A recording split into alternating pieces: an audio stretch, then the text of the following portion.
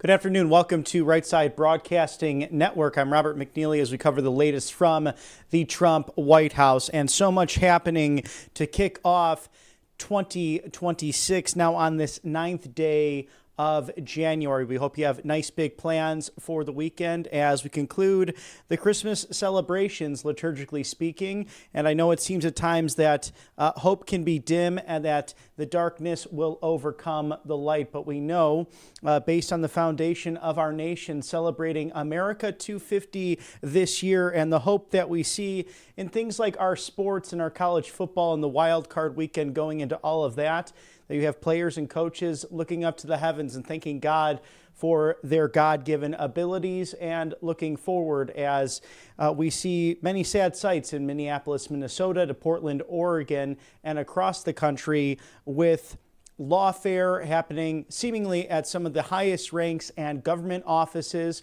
whether it be governor's offices to attorneys general, to the situations like Luigi Mangione in New York City taking place in the alleged killing of a healthcare CEO. Today, President Trump is with oil executives at the White House, and we should be able to bring you some of the post-meeting press discussion come 2:30 Eastern. So stay tuned for that. In the meantime, revolving around all of this alleged fraud and the SNAP benefits that Somali illegal aliens were able to traffic and launder and network into Minneapolis, Minnesota locations, Secretary Scott Bessent, the Treasury Secretary, in Minneapolis, disclosing what the United States government from the federal aspect will be doing moving forward in regards to these cases. We saw the Vice President of the United States yesterday in the James S. Brady briefing room in the West Wing with the superstar Caroline Leavitt, the press secretary, to disclose the new moves from the Department of Justice and a prosecutor to be appointed and having the status of Assistant Attorney General to serve under Pam Bondi in regards to these specific fraud cases that are seemingly now not only in Minnesota, but all the way in California to the Buckeye State of Ohio, and even all the way up to the far northeast of the country in Maine. We do have playback of Secretary Bessent's comments from this morning in Minneapolis, Minnesota.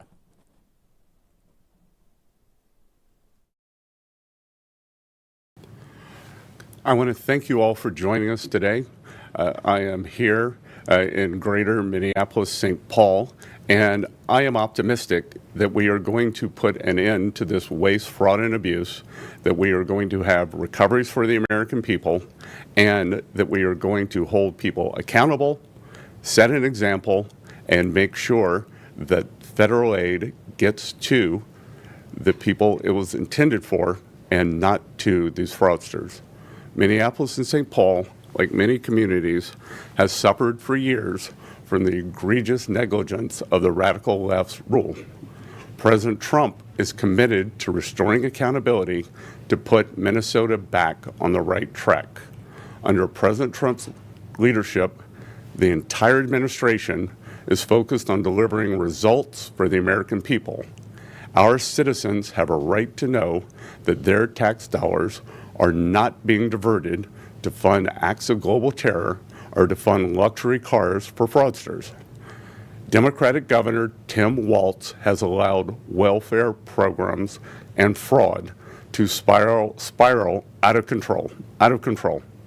Billions of dollars intended for hungry children, housing for disabled seniors, and services for children with special needs were diverted to people who cheated the system, some of whom are not even American citizens.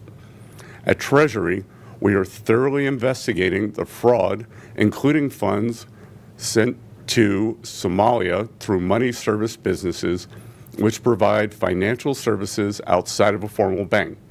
These funds could have potentially been diverted to the terrorist organization Al-Shabaab. We have traced where the money went and are examining it. Treasury's Financial Crimes Enforcement Network, known as FinCEN, along with the IRS, are leading our investigation to examine whether financial institutions have complied with their legal obligations under the Bank Secrecy Act and Treasury's regulations. These requirements are designed to detect money laundering and other illicit activity, counter the financing of terrorism, and safeguard the United States financial system from abuse. Earlier this morning, I met with several financial institutions and made clear we must do more to safeguard our nation from waste, fraud, and abuse. The time has come for accountability. President Trump wants accountability. I want accountability. The American people want accountability, and they will get accountability. That is why I'm announcing several initiatives Treasury is taking to target fraud here in Minnesota. And the Minnesota protocols will serve as a genesis and a launching pad for investigations into other states. First, we have followed the money and identified the money service businesses that may have transferred taxpayer funds overseas. Our team at FinCEN has just provided formal notification to these businesses that they are under investigation. These businesses had an obligation to comply with anti-money laundering laws, and they will be held responsible for any crimes they committed. FinCEN has also issued a geographic targeting order for Hennepin and Ramsey counties that require banks and money transmitters to report additional information about funds transferred outside of the United States.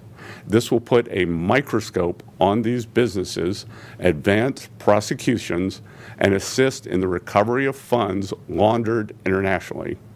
Fraudsters in Minnesota stole at least $300 million meant for children in need, and we must prevent fraud of this scale from occurring in the future. Accordingly, FinCEN today issued an alert to financial institutions that will help them identify and report specific warning signs of fraud in federal child nutrition programs. Fraud must be stamped out early, and this alert will help law enforcement do just that. Our investigators at IRS-CI have played a critical role in uncovering fraud, and the role of the IRS in these investigations will continue.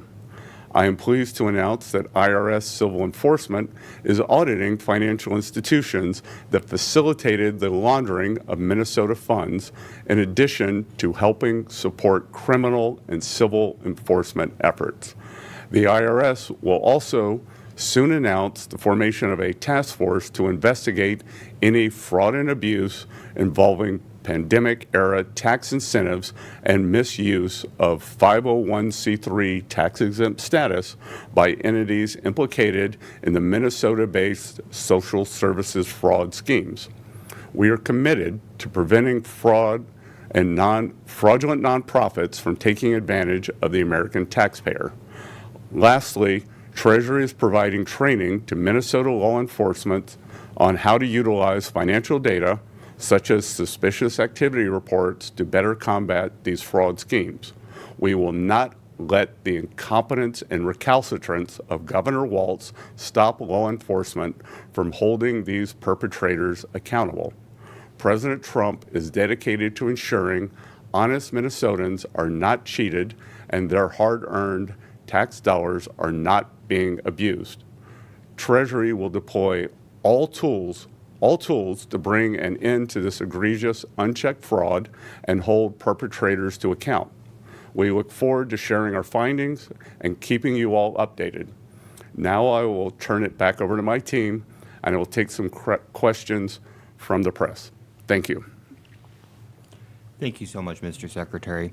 We have time for a few questions from reporters. If you would like to ask a question, please use the raise your hand function on Zoom. Thank you. Question will go to Mary Margaret with the Daily Wire. Mary Margaret, please ask your question. Thank you, Secretary Bessent. I wanted to ask if you could share what role Governor Tim Walz played in any of this, if any, and whether you have any indication that he won't seek re-election because of anything that you may have uncovered so far? Thank you. I can't talk about ongoing investigations. It's clear that Governor Walz has been negligent in his fiduciary duties as the chief executive of the state of Minnesota, that this would happen on his watch, and we are actively pursuing all leads to see the level of involvement, whether it's limited to just negligence and incompetence or is something more than that. Thank you. I see Fatima with the Associated Press has a question. Fatima, please ask your question. Hi, thank you, Secretary Bessent, for taking questions on this issue. I have a question related to the task force. Does Treasury plan to work with the Justice Department on this new division for fraud enforcement that was announced yesterday? How are you working to ensure that some of these functions that are all being announced related to the fraud aren't duplicative? Oh, well, I think the better question is, how did these things slip through the safety protocols, the financial safety protocols that we had in place? So if for a while we have duplicative processes that stop this and bring this to heel, because, and again, this is a larger scandal than Minnesota, then it is all hands on deck. Once we get the huge amount of fraud under control, then we can worry about streamlining the procedures. But as I said, President Trump has instructed several agencies in his administration, led by this new Assistant Attorney General, to end this fraud and recover funds for the American taxpayer. Thank you. I see Claire Jones with the Financial Times has a question. Claire Jones, please ask your question. Thanks a lot. Thanks a lot for the opportunity to ask the question and for making time to do this today. You mentioned at the Economic Club of Minnesota yesterday that this is costing U.S. taxpayers $600 billion in fraud. What's your kind of baseline targets for how much you expect to recover with the sorts of measures that you've announced today? And do you have any sorts of timeline to really close this rather substantial gap in what the U.S. taxpayer ought to be receiving? Well, again, because of the gross incompetence by the Walz administration and the lack of leadership, we are just putting all that together now. But as I just said to the previous question, all entities in the administration will be pursuing this so that we can get the biggest recoveries possible, and we will see. And we are going to leave no stone unturned, whether it was fraudulent real estate, whether it is money that has been wired overseas. We will be tracking it to the Middle East and East Africa. This is why Treasury is involved. This is what we do. We track, we follow the money, and we intend to follow it as much as we can, prosecute the individuals no matter where they are, whether they are in the Minnesota government or they are sitting in East Africa. We will find them. Thank you. And I see Richard Escobedo with CBS has a question. Richard, please state your question. Thank you, Spencer, and thank you, Mr. Secretary, for doing this morning. I have two questions. I'm wondering if you can explain or elaborate on whether or not you've found any evidence that indicates taxpayer dollars have flowed directly to terrorist organizations, and then I do have a follow-up after that.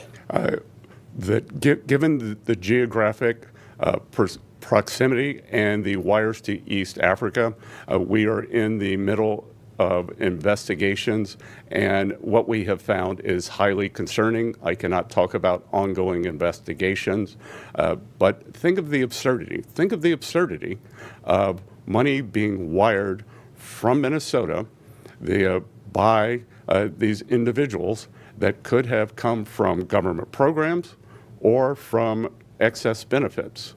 This should not be wired out of the country, and we are going to be cracking down on that. And then my second question is, you said on Fox last night that as a part of this geographical targeting order, the threshold for surveillance is being lowered to $3,000. Do you anticipate that will be lowered that will also be expanded into other states, that lowered threshold? Do you have any sense on what other states you anticipate having to do this in? So we have lowered it's called a geographical targeting order, the GTOs. We have used lower thresholds to get at the cartels along the U.S.-Mexico border. And we view this crime as very similar to the cartel's money laundering, many of the same approaches, many of the same shell companies. So we will see where it goes out from here. That will be a starting point. And as I said, Minnesota is going to be the protocols, the procedures, and the investigative techniques, as well as the collaboration with other agencies. Minnesota is going to be the genesis for a national rollout. Thank you. Thank you. And it looks like we have time for one more question, and that will go to Alana Austin with Newsmax. Hi, good morning. Thank you so much, Secretary Bessent, for your time. I was wondering if there are any specific financial institutions that you think had lax practices that you're willing to name at this time. And also, I'm trying to understand if Somali government officials actually directed individuals from the country to come to Minnesota to exploit vulnerable systems, or whether you think that the bad actors were acting on their own. So with the first question, as I said, we have targeted enhanced investigations for MSBs, money service businesses, in greater Minneapolis, St. Paul. As they are under investigation, I cannot name those businesses. We will make the details of the investigation available as they become, as we gather further information. And your last question is an excellent one, that we do not know the depth, breadth, and collusion in this financial calamity that Governor Walz has allowed to have happen. That was this directed from overseas?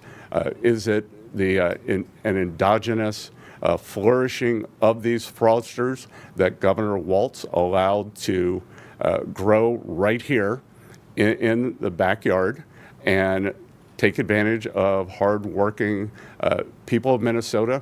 We'll see. So we are going to track this everywhere from top to bottom, and we will get to the bottom of it. And as we have more details, we will make those available. Thank you, Mr. Secretary. And that's all the time we have. Think It All Family Pharmacy, as they are helping to change how people across the country are able to access life-saving medication. In fact, over 300 on the market for you. They believe in the right to try. They believe in the most favored nation status as pushed by this administration. So get 10% off of ivermectin, antibiotics, hydrochloroquine, NAD+, methylene blue, and much, much more. As many of these medications FDA approved, and for a variety of circumstances, whether it be parasite removal to also increasing the amount of healthy cells or repairing damaged cells as you age, to now some of these medications actually able to help with dementia and Alzheimer's, among other ailments, as Americans are living longer. This pharmacy supports your medical freedom, the right to try off-label generics that your pharmacies may not have available or may simply not prescribe to you. Now, the barriers can be found in traditional pharmacies, even down the street from where you live.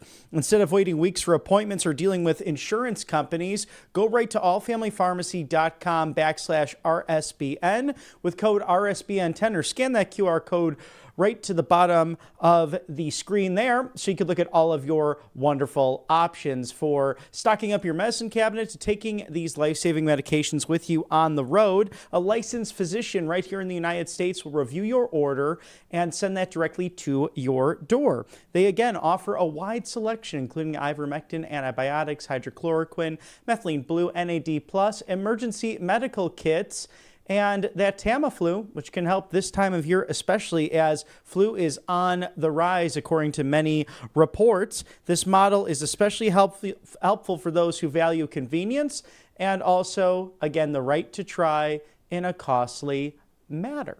RSBN 10, save some money and make sure you have that all stocked up right there at allfamilypharmacy.com/RSBN. I want to take a moment to talk about our good friends over at Monetary Gold. For wealth security preservations, grab that complimentary presidential gold guide today, 888-617-7994. Ask how you can eliminate those IRA fees permanently for life. With everything going on in the economy and around the world, a lot of people are looking for ways to build up their personal wealth, buy that next property, or even create generational wealth for their children and grandchildren. When it comes to physical gold and silver, choosing the right company matters just as much as the metals themselves. And Monetary Gold, they've been in business doing this for 26 years. An A-plus rating from the Better Business Bureau. You've seen Scott Cheney on the show. And if you visit rsbnforthegold.com or call that number again, 888-617-7994, you can go directly to their offices in Los Angeles, California. They are built on a reputation for doing things the right way, honesty, clarity, and concise options for everyone looking to get away from the gimmicks and everything that's out there in regards to making your wealth great again. They have a focus on red bullion and gold and silver and real market value, and take the time to explain options clearly and what helps you and what you might be able to do in the diversification of your wealth and savings. If you're thinking about the physical gold and silver that you can obtain, there is no better option out there than Monetary Gold. Again, wealth security preservation. Grab that complimentary presidential gold guide today and call immediately to discover how you can save your hard-earned pensions and what you have saved up against what is ever becoming an uncertain world. RSBNforthegold.com, 888-617-7994. When you're done talking to my friends over at Monetary Gold, please feel free to visit Tax Network USA, tnusa.com/RSBN. Settle those back taxes now with the Patriot experts, many of whom worked at the IRS or even have worked in the accountant realm for a number of years. So whether you missed April 15th of last year or October 15th, settle those back taxes today. Protect yourself from the IRS. It's 800-357-1415. Protect yourself from the IRS. Settle those today and find out a good game plan and a strategy moving forward. It could have been because you started a business. It could have simply been that you were unorganized in the process. That's okay. tnusa.com/RSBN is there to help you in real time to solve those problems so that you can get rid of any IRS woes or concerns as you go into the new year. 800-357-1415. Call today. Do not delay. It's Tax Network USA, tnusa.com/RSBN. Thank you for sponsoring us. On the right side of history, as we cover the latest from the Trump White House, President Trump holds a meeting with oil and gas executives as we look out onto the Mall of Washington, D.C. And from Washington, D.C., right near that Jefferson Memorial, my personal favorite, is Justine Brooke Murray, MRC TV host and blogger. Happy New Year. Thank you for jumping on with us. And wow, 2026 really racing out of the gate. And we saw Secretary Bessent announce new moves on what will take place from following the money. And we've seen these wire fraud happenings perhaps from Minneapolis all the way to East Africa. What is going on in Minneapolis, Minnesota? Well, first, thank you so much for having me. Happy New Year to you as well. But it's so interesting how Somalia apparently stole $9 billion of fraud from American taxpayers, and that's nearly their entire GDP. Yet the legacy media told us that we need to just cover our eyes and ears. CNN basically called us all a bunch of racists multiple times because we believed in independent journalists over these legacy career liars who get paid 6 to 7 figure salaries to cover up fraud, to cover up the very things they get paid to report on. And it seems part of it they're jealous that this young 20-something-year-old who got his start getting paid nothing to make YouTube videos actually exposed the corruption that when they were reporting, they made the story about him, about how much it was terrible that he was actually doing the job they refused to do. And instead, they were just covering up. They were covering up what was happening. I still remember just last week, CNN basically said, well, there's no fraud going on at all because, well, we called one of the daycares and one of the daycares responded to us and, well, they said so. So, let's just take their word for it. Yes, it's amazing to see that these legacy media items, and that's what you researched there at the MRC, Justine, what is going on correctly and incorrectly in the world of media. But you have Nick Shirley, 23 years old, going out there with an iPhone and real questions. You have, to his credit, the Vice President of the United States speaking to that just yesterday. The fact that when you look at the problems in Minnesota, even beyond the fraud, it's just assumed that, the story's over with. There's no more need to do research when many of these legacy items can dive in and do just that, but not even ignoring or turning the back on the story. The fact that many of them are writing a narrative, and the vice president spoke on that just yesterday.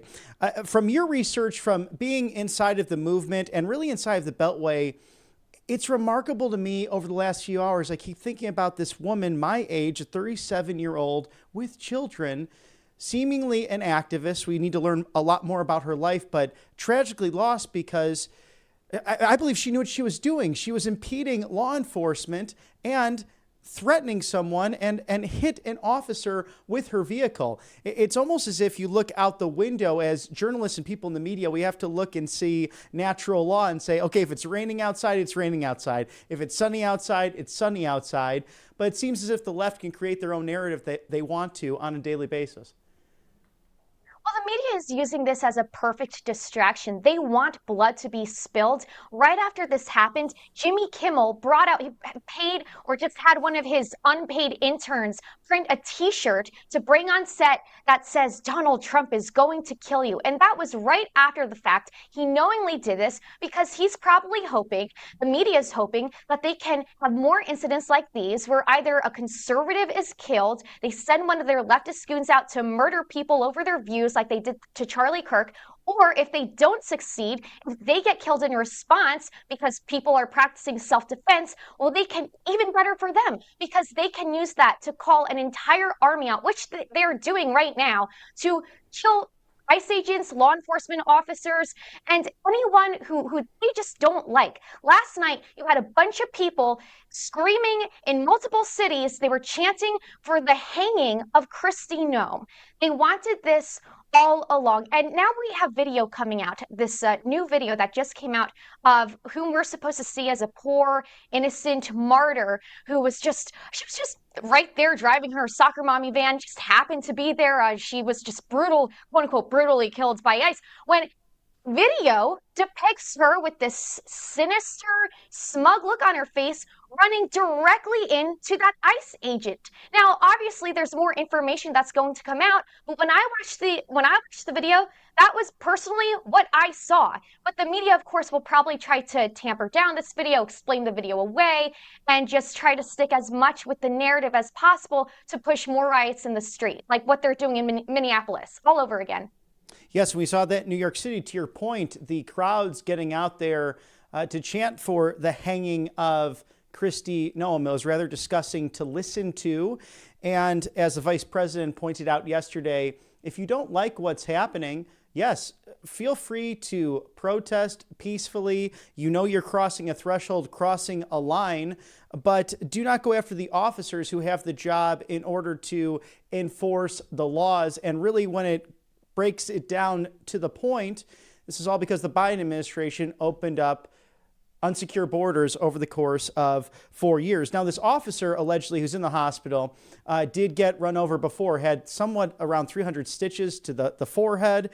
So he's making a split-second decision in that moment. And then a story out of Portland that 2 officers were also run down by vehicles. So this is something that has skyrocketed over 3,000%, according to the Department of Justice, of the use of vehicles against not only ICE officers, but DHS, but law enforcement in general.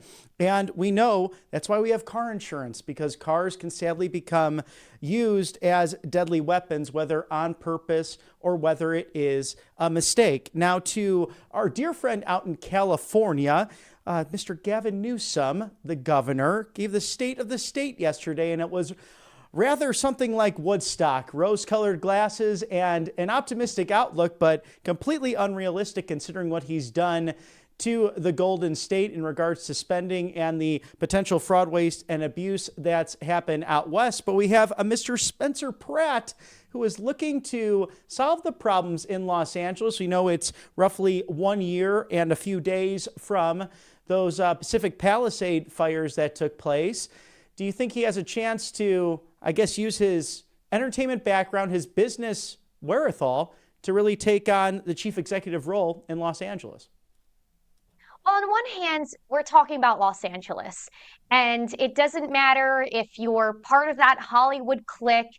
We've seen how members, even in the media, people who were loved by Hollywood back then, President Trump was loved by all those members of Hollywood. And right when he came out as a Republican, as someone who's actually going to fix the country, they immediately turned on him. They vilified him. And that's likely what they'll do to this guy. Same with the mainstream media, even though this election isn't even about the difference of parties. I mean, he's a registered Republican, but this is basically just about restoring Los Angeles back to common sense policies. And frankly, they've hit rock bottom. You can't go any lower.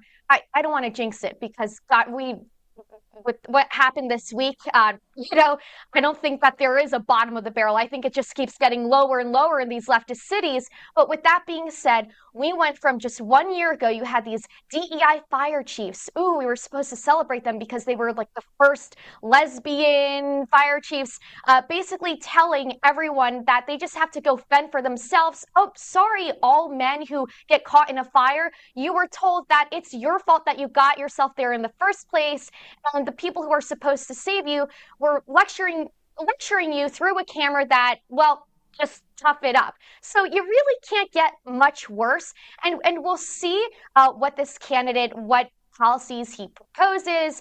But frankly, that city is so far left. It's turned so Marxist. I have as much help for Los Angeles right now as I have for New York.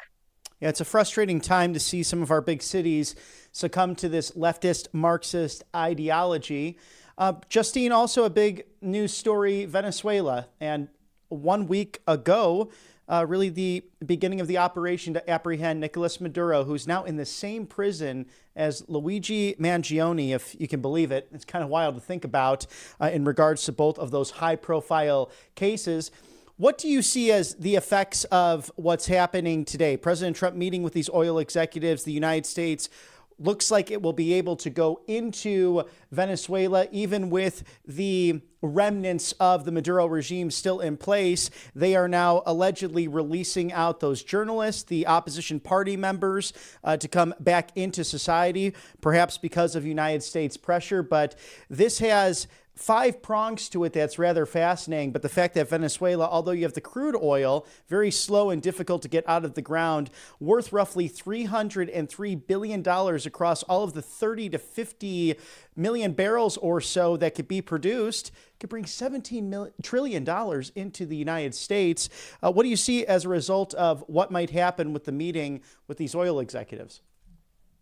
This is a win on so many different levels. I also think it's funny that all the left's heroes are now in one cell. We're probably going to see those girls marching out with t-shirts that say "Hot Girls for Maduro," yeah. But of course, the legacy media is going to focus on the angle of getting oil, and they're going to focus on that and put it in a bad light when I think it's actually great for us, great for Venezuela. Previously, China and Russia, they were using Venezuela as a playground. They were brutalizing that place. They were using it to their own benefit, taking oil from there. The left loved that. It was totally cool because they're all a bunch of Stalinists and Maoists just like they are. Oh, but it's only a problem when we come in and we free Venezuelans. Most Venezuelans right now, most normal Venezuelan, they're cheering on the capture of Maduro. They couldn't be happier. You've probably seen those videos of them crying for joy. And then you have these white liberals, you have these types on The View who are lecturing Venezuelans that, oh no, you guys should have just stayed, you guys should have just let Maduro just control you for the rest of eternity. You had Sonny Hostin saying that President Trump and our administration up here, oh well, we're all a bunch of pirates apparently, because we actually freed Venezuela. You had Joy Behar lecturing Venezuelans that they should feel bad because, quote unquote, we kidnapped brutal dictator. And I believe one additional reason why the media is really focusing in and making Renee Good out to be smarter this week is because they are trying to change the media wave and use this now as a distraction to get people to forget that President Trump just freed an entire country from a dictator. But these are the same people preaching no kings who are suddenly preaching free Maduro. They're preaching on behalf of a king. And I love how this week they're complaining about how, oh, poor innocent protesters are being arrested for, blocking the roads on behalf of Maduro and because they hate ICE. When Maduro actually shot his protesters to death, he actually ran them over with trucks. So just to see the funny hypocrisy of it all.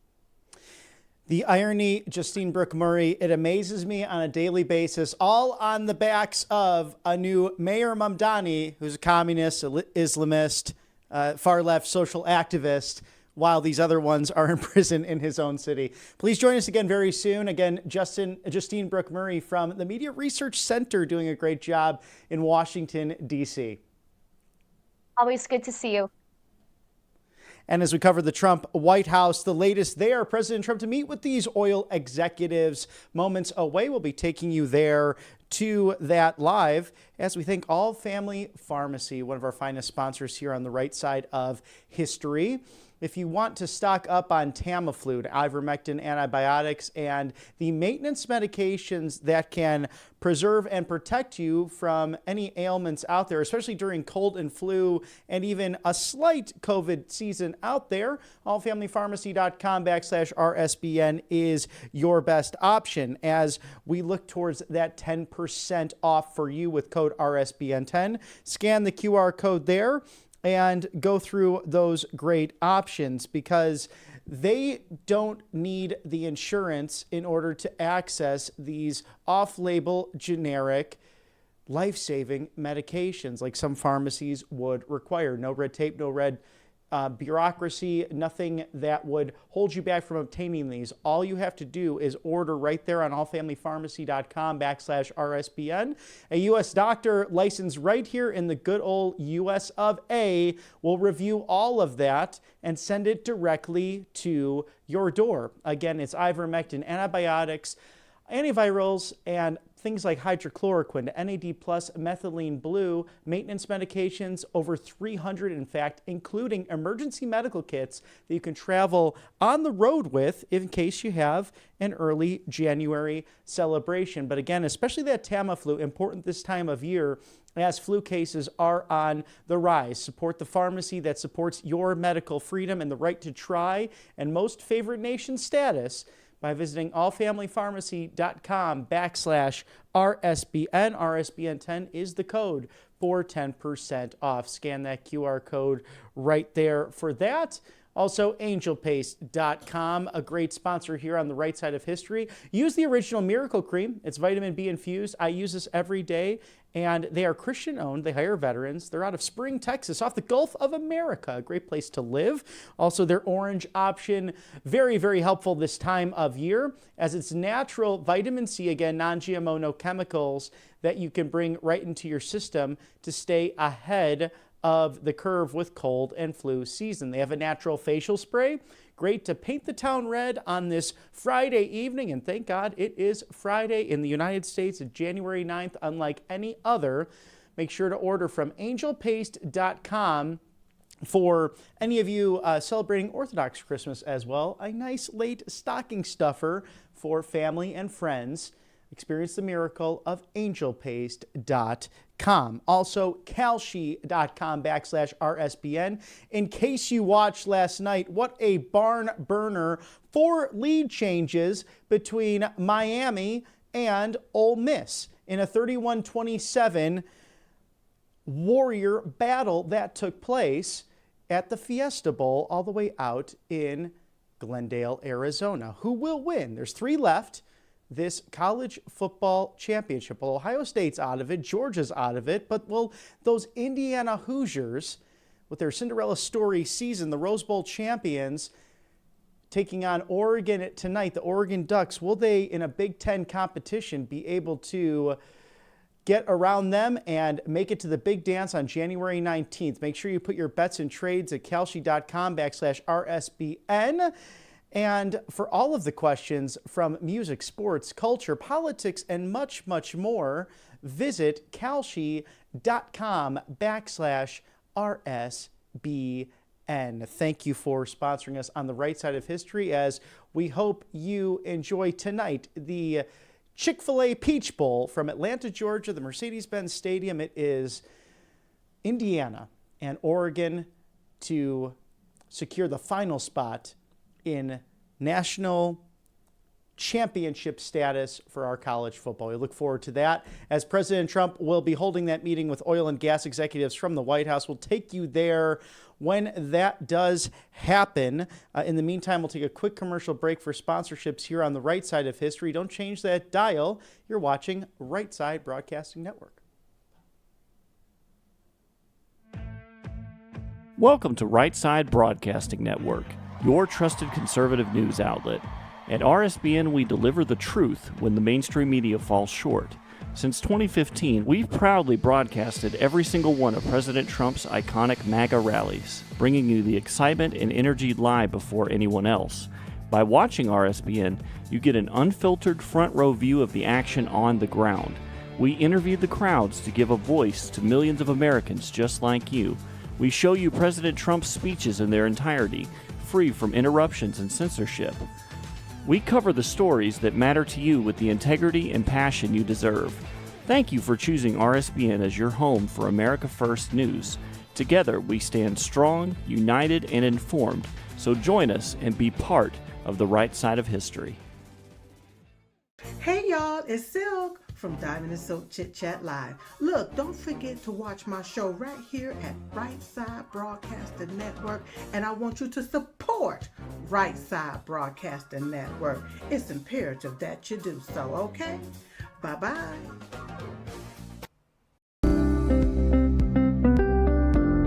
allfamilypharmacy.com/RSBN. You can scan that QR code now, RSBN10. That is the code, easy to remember, for 10% off. This is ivermectin, hydrochloroquine, antibiotics that will save you and yours from bacterial and viral infections, NAD+, and much, much more. 200 essential medications and emergency medical kits, the meds you trust delivered to your door.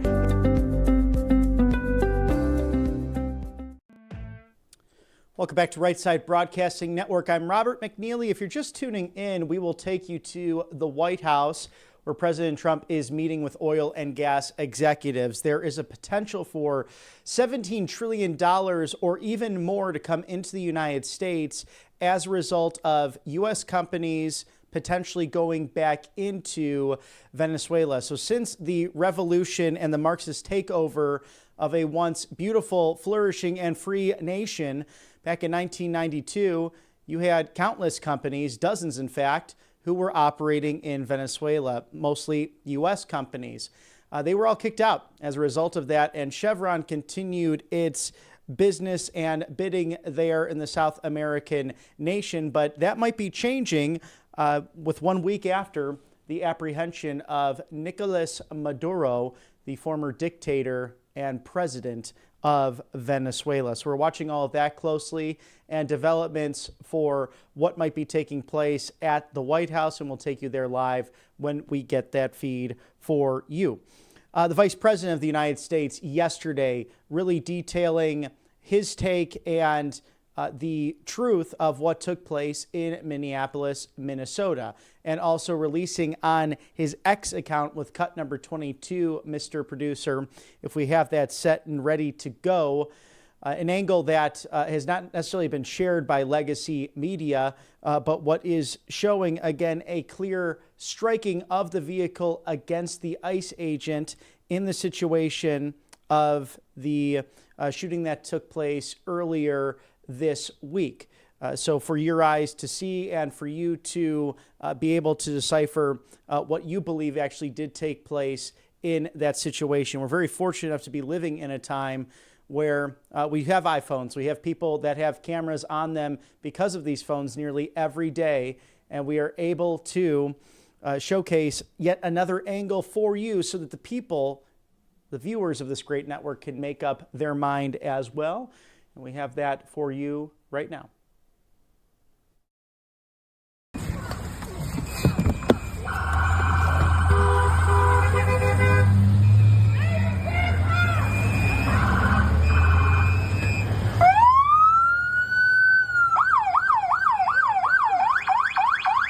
That's fine, dude. I'm not mad at you. Show your face. I'm not mad at you. That's okay. We don't change our plates every morning, just so you know. It'll be the same plate when you come talk to us later. That's fine. U.S. citizen, former fucking president. You want to come at us? You want to come at us? I say go get yourself some lunch, big boy. Go ahead. Out of the car. Get out of the fucking car. Get out of the car. Whoa!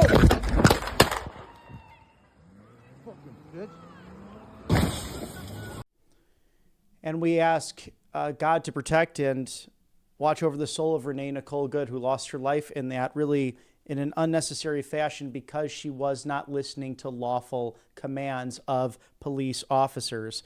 And you might have noticed those Missouri plates. There is an alleged situation where she could have been a paid agitator in this situation. We'll watch as these stories unfold with all of that, as, again, not following the law there, as many of you are inclined to change those plates when you move to another state. Usually you have 30 days, but of course that may be different pending state law.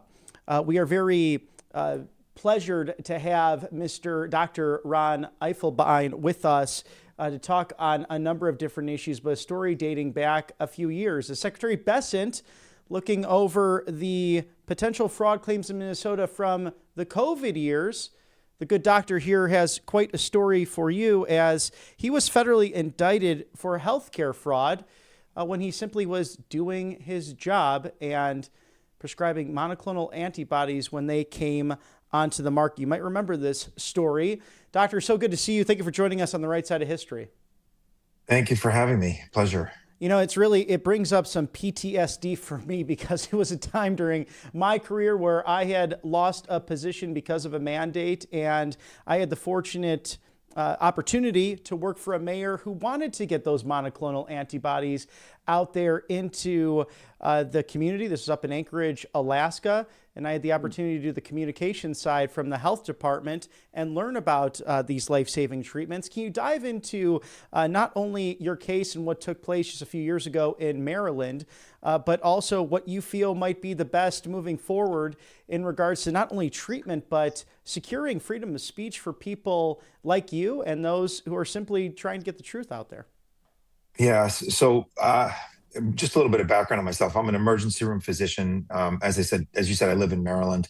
I owned an urgent care center, and we very quickly became sort of the de facto testing site for the county and the area.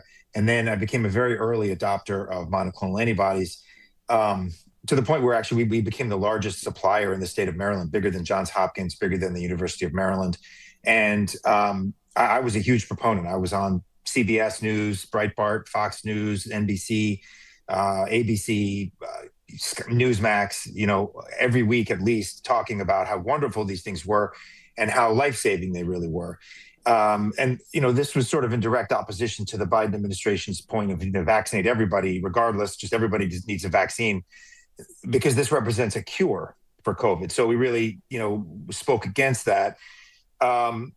That mantra, if you will. And then in December of 2021, the Biden administration decided that they were going to halt the monoclonal antibody program based on very faulty and spurious data. And I went on Newsmax, I went on Fox News, I called them out, and I said some things I probably shouldn't have said, but I said, they don't know what they're doing, they're misreading the data, and they're going to kill people. And lo and behold, 2 weeks later, to their credit, actually, they came back and said, well, actually, we misread the data. We were wrong by a factor of 50%. They were looking at prevalence of Omicron variant, and they said it was 70% prevalent when it was actually only 20% prevalent. And that's important because the monoclonal antibodies at the time didn't work against Omicron. But my point was you shut the whole program down nationwide for no reason based on misreading of data and bureaucratic arrogance. 4 months later, out of the blue, with no warning, no phone call, no email, no letters, nothing, I am the victim of a federal indictment for healthcare fraud on patients I had never seen, on patients' charts that the government had never requested, based on the indictment read that we were doing things that weren't even. They allege that we weren't spending enough time with patients, for example. Time is not a factor in determining the level of coding and billing. The only way for the government to know what the level of coding and billing was to look in the charts, which they hadn't even subpoenaed. So there was no way they could even look into the charts. So the whole thing was very curious, and I spent years of my life fighting this. I'm still fighting it, and it completely destroyed my life and my family's life. I went to trial because I didn't do anything wrong, and the whole thing was so ridiculous. I don't know how, but the jury found me guilty. But the chief judge of the state of Maryland, who sat through the entire trial, wrote a 93-page opinion, throwing the whole case out and destroying the government's case and saying you should never have brought this case. I can list you a whole bunch of quotes that he used to that very legally, but were very critical of the government's case. And he acquitted me, and he granted me a new trial in the case that should the government appeal. Well, 2 weeks before Trump got inaugurated, the Biden DOJ appealed, and I'm now facing the prospect of a new trial. So this is still an ongoing nightmare for me, and it's just been crazy. And you never think this kind of thing can happen to you. I'm a law-abiding citizen. I didn't do anything wrong. I was doing my job. I was saving people's lives, and this is the thanks that you get, is to get destroyed by your government. It's crazy. Yes, it's really an amazing story that coming across it, and we're sorry for everything you have gone through, but thankful that a judge seemed to have come to correct senses to make sure that you could be a free man. Now, where does this all stand? Are you able to still practice? Yes. So I never lost my license. I am still practicing. I'm actually the medical director, ironically now, for a company. I really like my job. It's wonderful. We provide medical care for the prisons and jails in the state of Maryland. So I'm the medical director for that company in the state. It's awesome. It's very rewarding, and this is a part of society that sort of gets forgotten about. And it's very rewarding to me to be able to provide them with quality medical care. So I am still practicing. Thank you for asking. Yeah, that part's been fine. It's interesting, so the government came after me. The same time that was happening, I got the governor of the state of Maryland, Larry Hogan, the former governor, issued me a personal citation for all the work that I did during COVID. Came to me personally and handed me the citation. The state legislature gave me a citation for my work during COVID, and the State Medical Society named me Person of the Year. And then the feds indicted me. It just makes no sense. It's insanity. The whole thing is just so crazy. Wow, it's an extraordinary story, and we want to stay on this as it continues to go on. But Dr.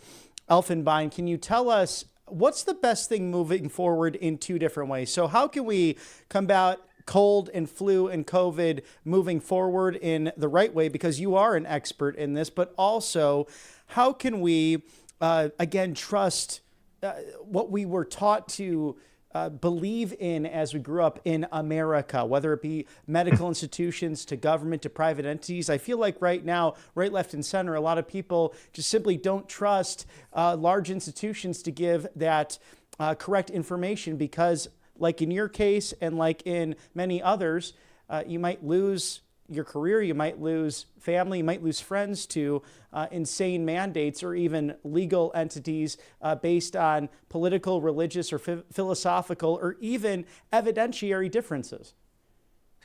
Yeah, that's a great question. I think I'll take the second one first, the second part. So unfortunately, the left has really done a great job of just sort of undermining all institutions in our country in the last, certainly in the last 20 years. It's been ramping up in terms of speed in the last 5 years for sure. So yes, in terms of medicine, in my mind, medical profession is such a noble endeavor to try to help people, to try to cure people, to try to treat them. And it's just been completely undermined by nefarious actors. And I think it's been done to some extent on purpose. And I think we really need to get people like RFK, like Donald Trump, thank God, won the election, into office who can instill some of that science back into the profession of medicine and bring people back to say, yes, you can trust these institutions. And yes, these are people who have your best interest at heart. But I do think one of the things that we're lacking as a society, and this kind of speaks to a broader point, is that, you know, we've lost our ability to critically think for ourselves. And that's, I think, goes back to the education system. And you're not really taught to think anymore. You're taught to just regurgitate information and to accept what they tell you. And as an adult person, part of what you should be doing is questioning everything. There's nothing wrong with saying, well, my doctor told me to take this medicine. Why do they want me to take this medicine? Let me do a little bit of research. Let me look into this myself. That's what people should be doing. And they should be saying, you know, the 6-foot mandate, where does this come from? I mean, none of that made any sense, right? But people just sort of assumed that, well, these experts are telling me that's what I should be doing, so I should be doing this. And now we find out that they just sort of made it up whole cloth. I'll give you another example. The concept of the everybody needed to be vaccinated, and we needed to sort of ostracize people who chose not to get vaccinated. Look, there was definitely a place for a vaccine, you know, but vaccinating everybody never made any sense, like just a universal mandate. And then to say, if the vaccine is so protective and I don't have to worry if I get vaccinated, well, if the person standing next to me didn't get vaccinated, why would I care? It's not going to impact me at all because I'm safe. So the logic behind that never made any sense to me. But people never sat to think and question that. I mean, some people did, but the majority of people just sort of went along. And we find ourselves in this position now where, as you said, the institutions are crumbling and people aren't trusting anymore. And I think we really need to get back to that point where people can trust that if the CDC says something, these are your experts. These are the people who know best. And unfortunately, you know, you look at government, and I certainly don't mean to paint with a broad brush, but I think, unfortunately, you kind of have to sometimes. Most people in positions like that are not necessarily the world's experts. And people who are academics don't necessarily know what the hell they're talking about. Just because you have a PhD or an MD or whatever, some higher degree doesn't make you, quote unquote, an expert in anything other than, you know, an academic field. So that doesn't translate always into common sense and into sort of everyday life. Dr. Ron Elfenbein, thank you so much for sharing your story, and please come back and see us on the right side of history, because I hear a lot of common sense coming from your lips to our ears, and we're grateful to have your perspective on Right Side Broadcasting Network and the right side of history. Thank you so much. Have a great day, and have a good weekend. Happy New Year. A very happy New Year to you as well, as we are gearing up a couple minutes away from seeing President Trump at the White House to meet with oil executives. Thank you very much for our sponsors. I want to take a moment to talk about Monetary Gold, a great way to make sure your assets, wealth, and securities all preserved and ready to protect you against inflation, or when it comes to buying up that next property, or even creating generational wealth for your family. 888-617-7994. It's rsbnforthegold.com. They have over 26 years of A-plus Better Business Bureau rated experience. You know my friend Scott Cheney out in Los Angeles, California. Give that call today. He or one of his associates will pick up that phone and walk you through many of these great options. Ask how you can eliminate your annual IRA fees permanently for life. Clarity, honesty, and respect. That's what they've become known for at Monetary Gold. They don't push gimmicks or overpriced special edition coins. They focus on real bullion tied to real market value in gold and silver. So again, rsbnforthegold.com, a great place to visit. Another great spot, mypillow.com/RSBN. For their Christmas sale, it's still on. Save up to 80% this holiday season with the CEO, Mike Lindell, and Republican gubernatorial candidate in Minnesota. Support Mike Lindell and RSBN by visiting mypillow.com/RSBN for up to 2,000 plus different options right there at MyPillow. And you know how much I love the MyPillow 1.0, the 2.0. The slippers are great. Same with the My Coffee. Fantastic to get your day started.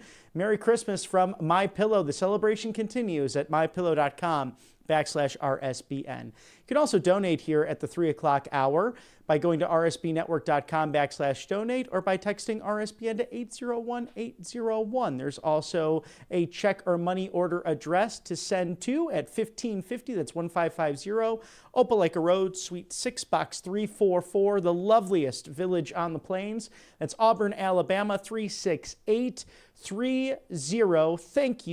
Thank you for supporting us on the right side of history as we bring you stories that the legacy media might not do, and to bring you full press conferences, full speeches, and what's happening inside and outside of the Beltway, as moments from now, we will hear from the 45th and 47th President of the United States as he meets with oil and gas executives, breaking down the potential $303 billion that can be made available through those barrels coming from Venezuela. In turn, when it comes to the trading and the deals that might take place, trillions and trillions of dollars could come into the United States as a result. So you're looking at 303 billion barrels potentially being accessible in Venezuela, although with the crude oil there, much harder to dig up from the ground. But when it goes through that process,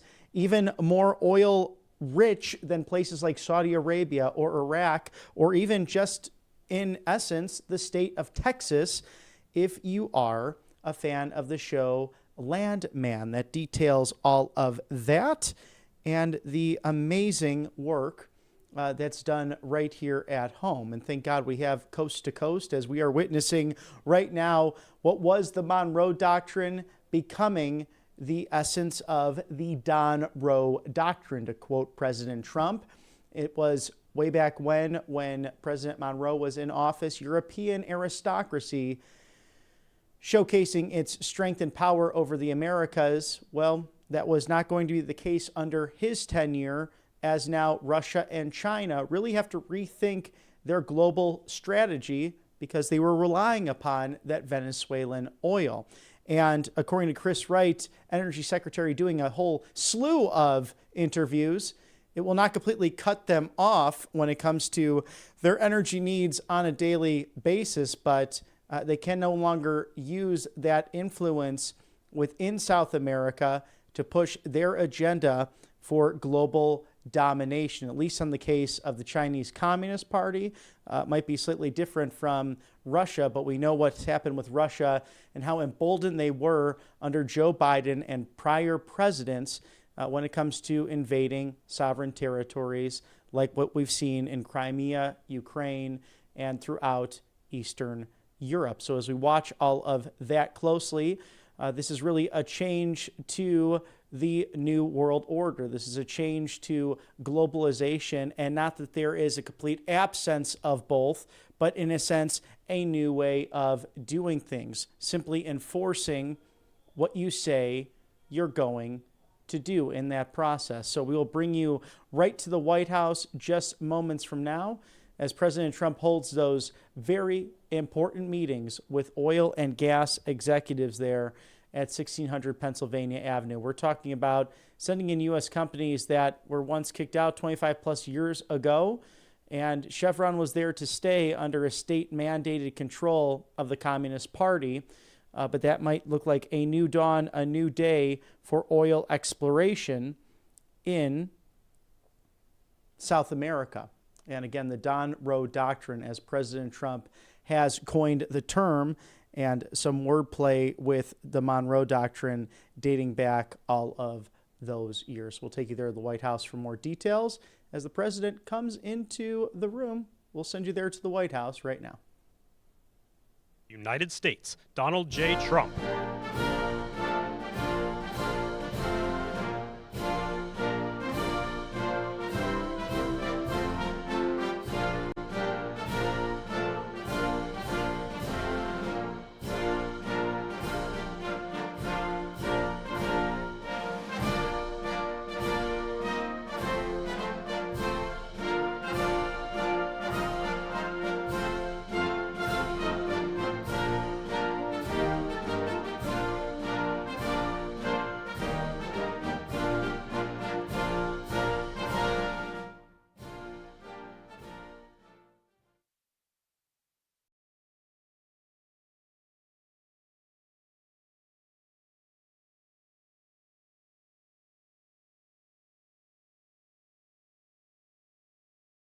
By far, I would say. And we're doing tremendous things. Our country is doing very well. You saw the numbers that got released today, yesterday. Deficits cut way, way, way back at levels that nobody's ever seen before, setting records. And the numbers coming into our country are unprecedented. And we're doing really well. We had a situation 3 days ago with Venezuela, and we're getting along extremely well with the people of Venezuela, both the people and the people that are running Venezuela. I just want to thank our military. What they've done is incredible. That was considered unprecedented, to go into a military fort with thousands of soldiers and others, and to come in with 152 planes going every which way, and very rapid speeds and helicopters, and to come out with no deaths and the loss of no equipment. It was pretty amazing. Nobody's seen anything like it. I was called by the leaders of numerous countries. I won't go into which ones, but the biggest and the strongest, and they said that was very impressive. They're all impressed. But today I'm delighted to welcome almost 24 of the biggest and most respected oil and gas executives in the world to the White House. It's an honor to be with them. We have many others that were not able to get in. I said if we had a ballroom, we'd have over 1,000 people. Everybody wanted. I never knew your industry was that big. I never knew you had that many people in your industry. But here we are.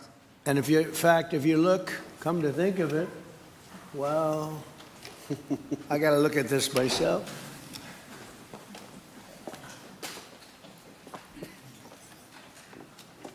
Wow. What a view. This is the door to the ballroom. Well, what did you have? Unusual time to look, but I figure we might as well do it. If the fake news would like to go back and take a look, you can, but you'll see a very big foundation that's moving. We're ahead of schedule in the ballroom and under budget. It's going to be, I don't think there'll be anything like it in the world, actually. I think it'll be the best. We went from, this is, as you know, our biggest room, which would seat 100 for dinner, maybe, if you're lucky, if you're nice and tight. And the ballroom will seat many. And it'll also take care of the inauguration with bulletproof glass, drone-proof ceilings, and everything else, unfortunately, that today you need. So we're going to discuss how these great American companies can help rapidly rebuild Venezuela's dilapidated oil industry and bring millions of barrels of oil production to benefit the United States, the people of Venezuela, and the entire world. And yesterday, the number is 30 million barrels I can't even, is that a correct number? 30 million barrels. You hear that, Peter? Of oil was given to us by Venezuela. That's a lot of oil. It's about $4 billion worth, and it's on its way to the United States right now. And we want to thank Venezuela for that. And we're working very well with them, obviously, or they wouldn't have been so generous. But they respect us again. They didn't respect us at all before. So that's money that goes to the United States. Some will go to Venezuela, and some will go to the oil companies, but not that, because that's already been extracted. So you're not getting any of that, but when you start extracting, you'll get. But it's tremendous reserves, among the biggest in the world. Some people say it is the biggest in the world. And we're going to be working with Venezuela. We're going to be making the decision as to which oil companies are going to go in, that we're going to allow to go in. We're going to cut a deal with the companies. We'll probably do that today or very shortly thereafter with Chris and Doug. And we're dealing with the country, so we're empowered to make that deal. And you'll have total safety, total security. One of the reasons you couldn't go in is you had no guarantees, you had no security, but now you have total security. It's a whole different Venezuela, and Venezuela is going to be very successful. And the people of the United States are going to be big beneficiaries because we're going to be extracting, numbers of, in terms of oil, like, few people have ever seen, actually. So you're dealing with us directly. You're not dealing with Venezuela at all. We don't want you to deal with Venezuela. Let me thank Vice President J.D. Vance, who's doing a fantastic job. Secretary of State Marco Rubio, likewise, a fantastic job. I have good people. I like them better than my first group. But we had a great, despite that, we had a great first term. We had some great people there, too, by the way. But we had a great first term. We had the greatest economy in the history of our country in the first term, but this is blowing it away. And you haven't seen anything yet. Everyone's been shocked by the numbers, 5.4% GDP. And that's despite the fact that we were badly hurt by the Democrat shutdown, of which they'd like to see if they could shut it down again. Secretary of the Interior, Doug Burgum, who's fantastic. Secretary of Energy, Chris Wright, recommended by Doug as being the greatest oil man anywhere in the world, because I wanted Doug for that job, energy, and Doug said, no, sir, there's a man named Chris Wright. I said, who the hell is Chris Wright? He said he's the most talented oil man anywhere in the world. I doubt you can get him, because typically oil men make a lot of money, and women. They make a lot of money, but Chris came. You took one of the greatest salary cuts probably in history, Chris, right? But he's a fantastic person, loves our country, and many other important members of this team. And I want to thank them for their efforts. As you know, last week, the United States Armed Forces performed one of the most spectacular military operations in American history, apprehending the outlaw dictator Nicolas Maduro for his crimes against the United States, crimes for which he has now been indicted and is in federal court awaiting trial. And he killed many people, millions of people, actually, and allowed jails, prisons, mental institutions, insane asylums, drug dealers, drug addicts to pour into our country totally unchecked because of Sleepy Joe Biden's policy of open borders, the stupidest thing I've ever seen. We're getting them all out. The departure of Maduro makes it possible an incredible future for both nations, Venezuela and the United States, in which we will more closely integrate the economies of two major energy powers in the Western Hemisphere. Energy coming out of Venezuela was very small. One of the things the United States gets out of this will be even lower energy prices. We have people now getting gasoline for $1.99, $1.96, $1.95, $1.92 yesterday, somebody. And it used to be $3.50, $4, $5 a gallon. Think of that, $1.99. Decades ago, the United States built Venezuela's oil industry at tremendous expense with American skill, technology, know-how, and dollars. But those assets were stolen from us, and we had presidents who did nothing about it. this president is much different than your other presidents. They did nothing about it. They stole it. Some of the people in this room were a little bit younger when that happened, but not that much younger. It wasn't that long ago. But they stole our assets like we were babies, and the United States did absolutely nothing about it. So now we're doing everything about it. Now we're doing 500% about it, but it's a long time after the act took place. So they stole from us, and it was taken by socialists and communists at the time, and Venezuela was going bad, really bad. And as much oil as they have, they're producing almost nothing, which is just a system. So we're really, if you look at it, we're taking back what was taken from us. They took our oil industry. We built that entire oil industry. Started a long time ago, but they took it, and they were very ungracious to this country, but now they're being very nice. American companies will have the opportunity to rebuild Venezuela's rotting energy infrastructure and eventually increase oil production to levels never, ever seen before. When you add Venezuela and the United States together, we have 55% of the oil in the world. The United States is number one. We have them drilling. Drill, baby, drill was my campaign, and Doug and Chris, I think we're setting records on drilling right now and taking oil without Venezuela. That's how we're getting the oil prices down. The plan is for them to spend, meaning our giant oil companies will be spending at least $100 billion of their money, not the government's money. They don't need government money. But they need government protection and need government security that when they spend all this money, it's going to be there so they get their money back and make a very nice return. The plan is for them to spend at least $100 billion to rebuild the capacity and the infrastructure necessary. Venezuela has also agreed that the United States will immediately begin refining and selling up to 50 million barrels of Venezuelan crude oil, which will continue indefinitely. We're all set to do it. We have the refining capacity. It was actually based very much on the Venezuelan oil, which is a heavy oil, very good oil, great oil. It's fantastic for certain things like asphalt roads, the best there is in the world for asphalt roads and other things.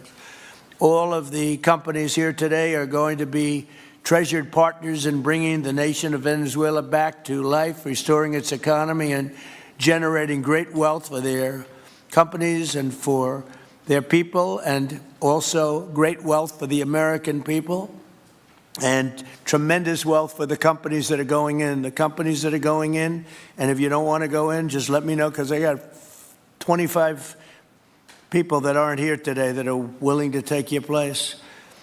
So I just want to thank, these are people that I either know or I know of by reading lots of business magazines and journals and papers.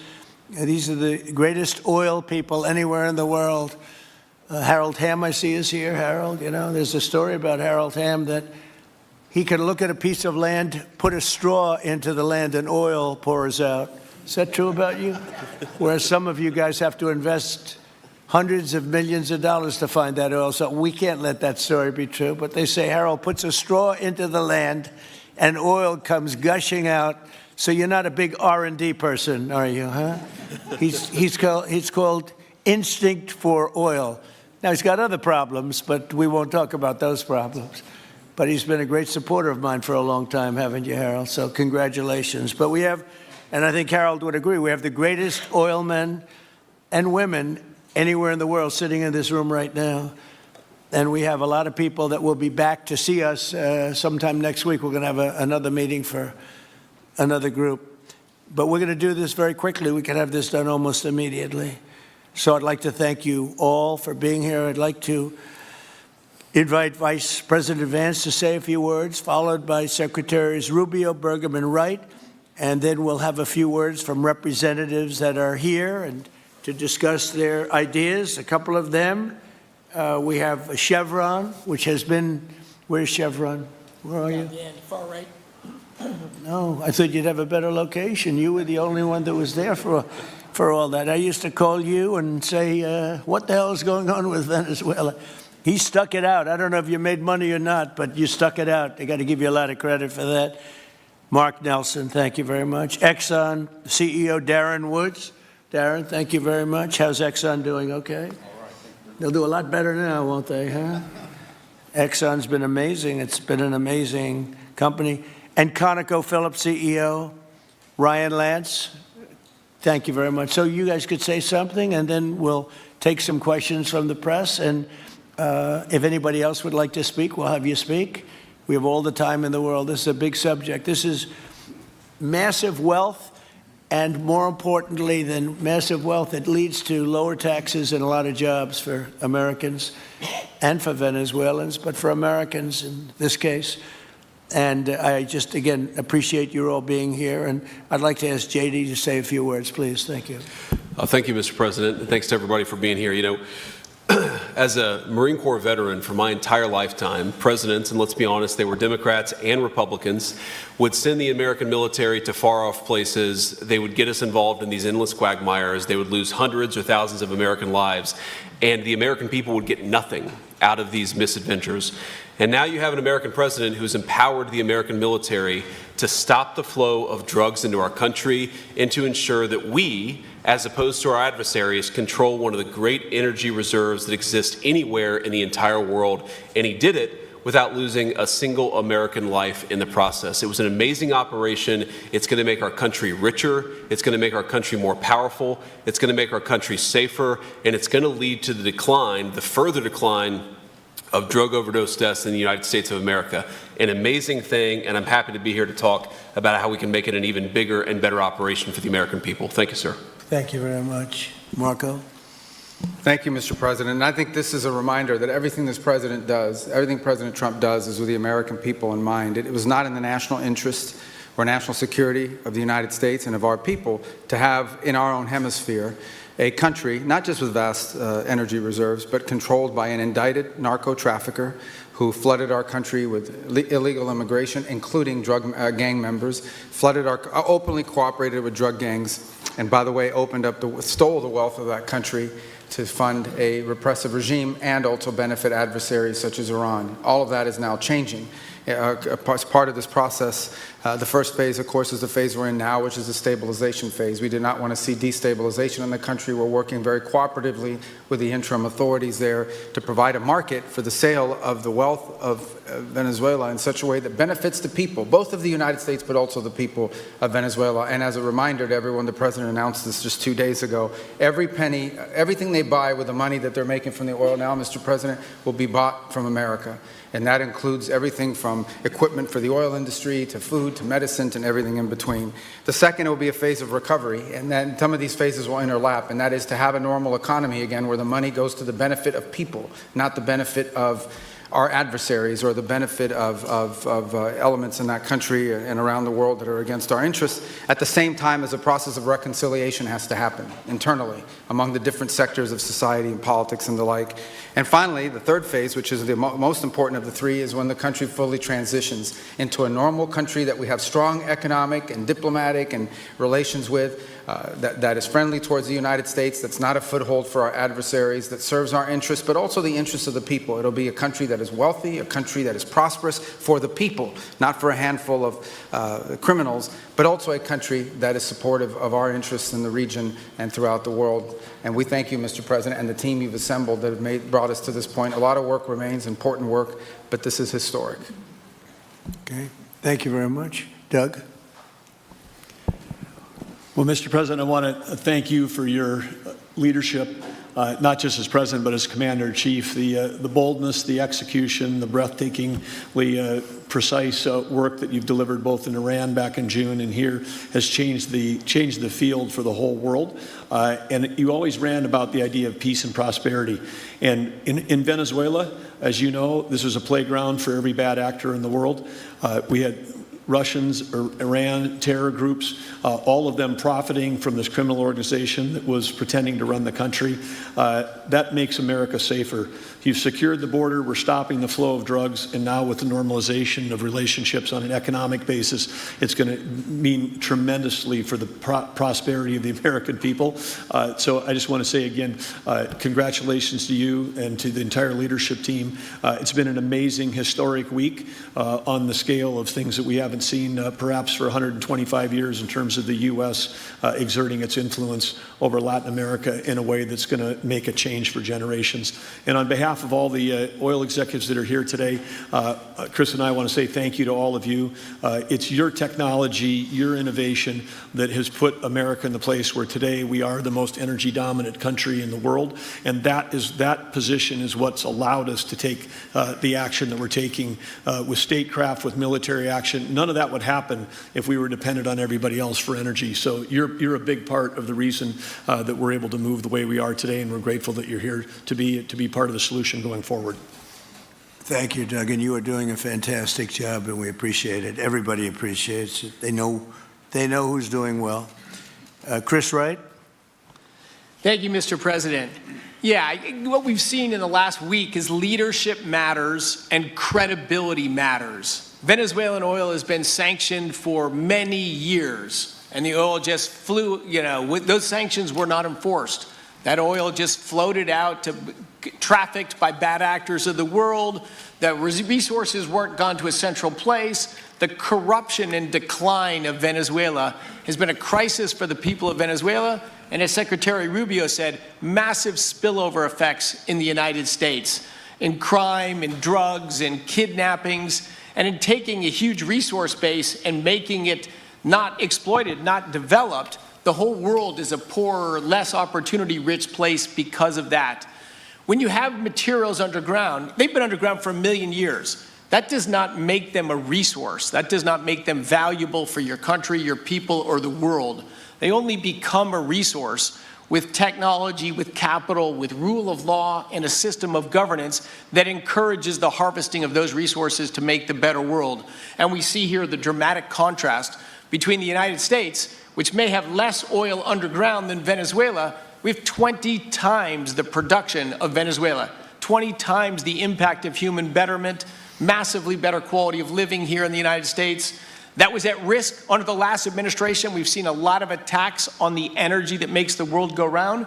President Trump's election has removed those risks, has embraced reality about how the world is energized, and we are at record production of oil in the United States, record production in natural gas in the United States. We've seen a meaningful decline in gasoline prices, diesel prices, travel prices because of jet fuel. And now President Trump is taking the genius of a different way to try to solve a 25-year festering problem in Venezuela, that all the traditional things have not worked. But ordering both a tremendous military operation to remove the heads of a criminal organization masquerading as a government, and then to use the power of our military, not to fire bullets, but to stop the flow of Venezuelan oil to the world, immediately gave us leverage over the interim authorities in Venezuela and has allowed us to be in this position today where the actions of this government can massively improve Venezuela for the better, and the bigger impact is to massively improve the quality of life, affordability, safety, and security of the United States. Very proud to be here. And we'll turn it over to Mark Nelson, who's the vice chairman of Chevron. Chevron has been in Venezuela for over 100 years, continuously. Mike Wirth, the CEO, had a knee replacement recently. He's not here. Mark is a tremendous leader in our industry, and I'll turn it over to him. Thank you, Secretary Wright.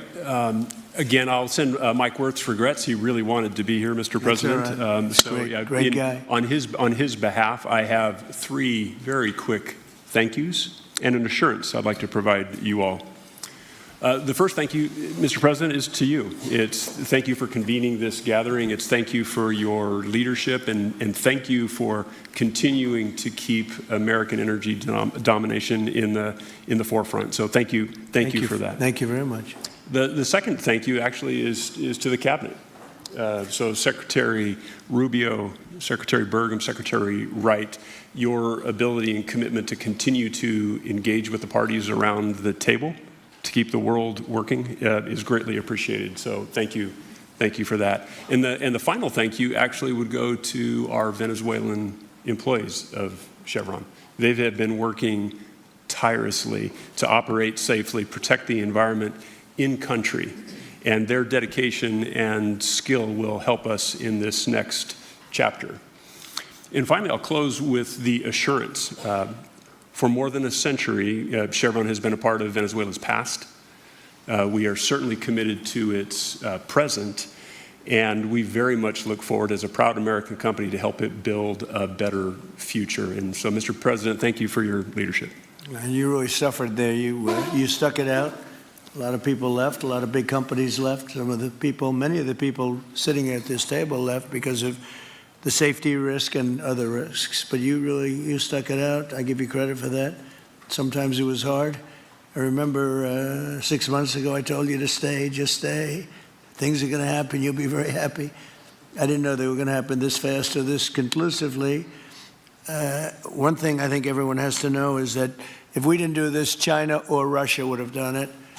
And if China or Russia were a next-door neighbor, because essentially this is not around the other parts of the world so far away where you fly in an airplane for 24 hours before you get there. This is sort of a next-door neighbor, if you think about it.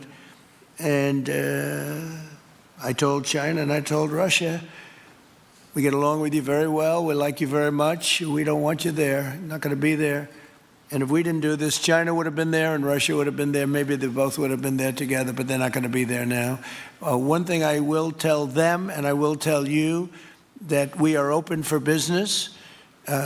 China can buy all the oil they want from us there or in the United States.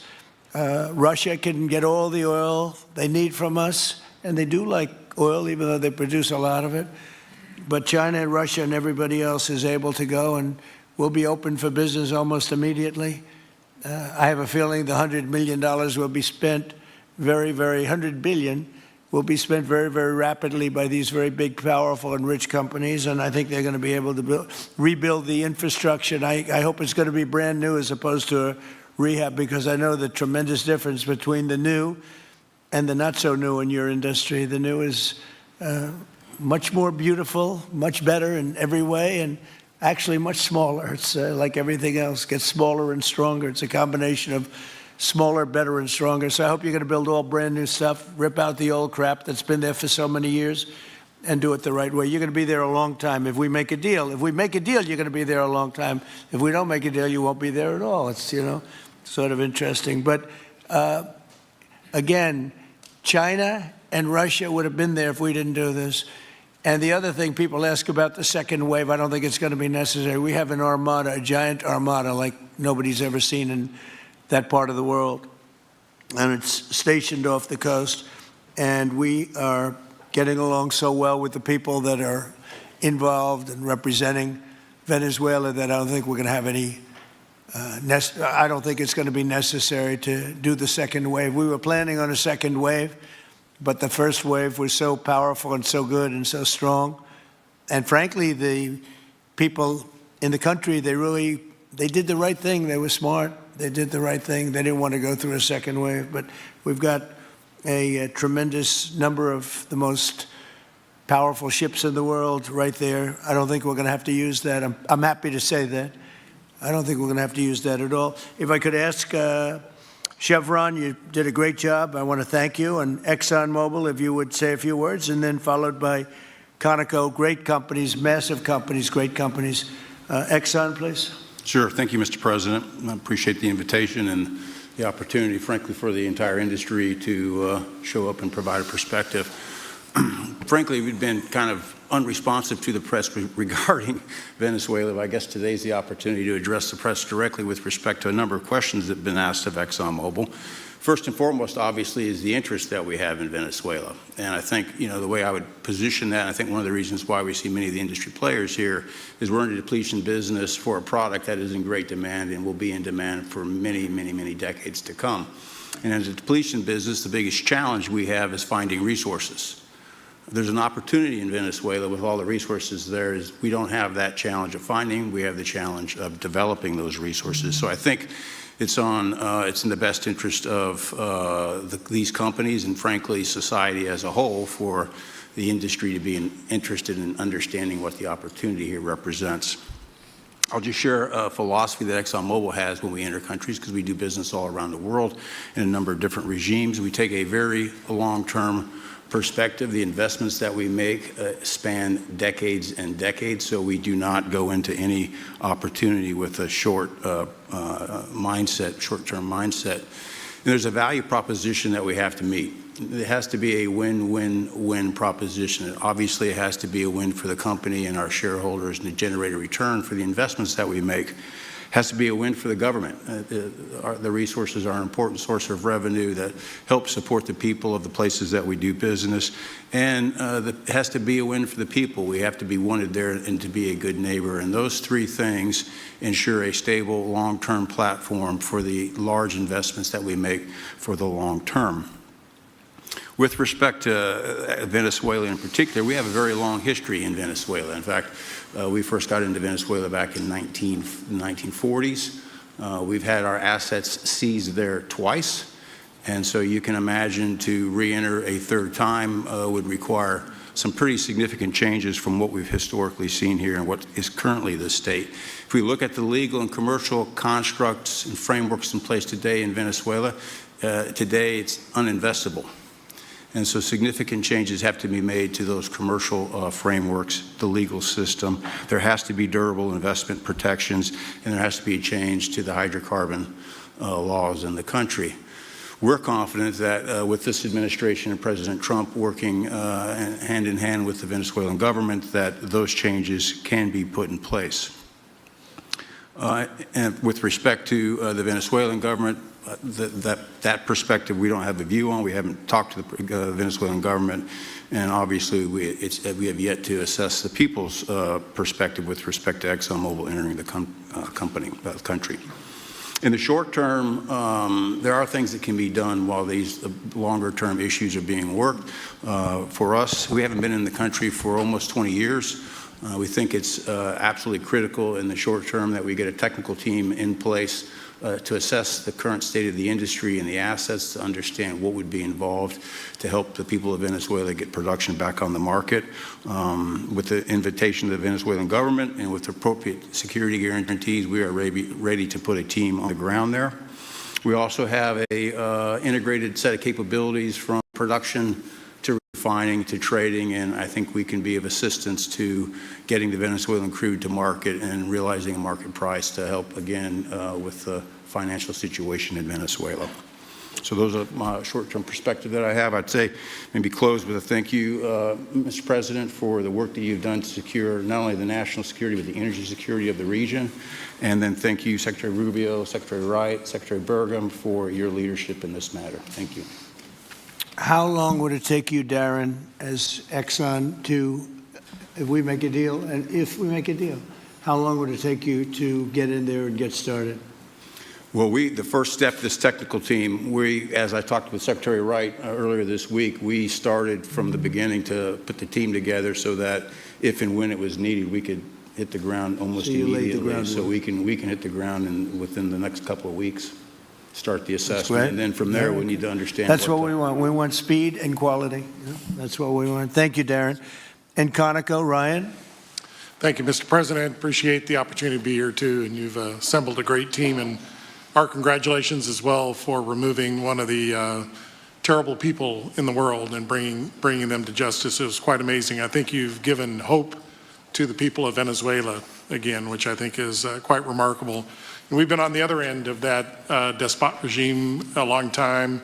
Our assets were expropriated. I had a little bit more hair when that happened. And, you know, I think we're the largest non-sovereign credit holder in Venezuela today.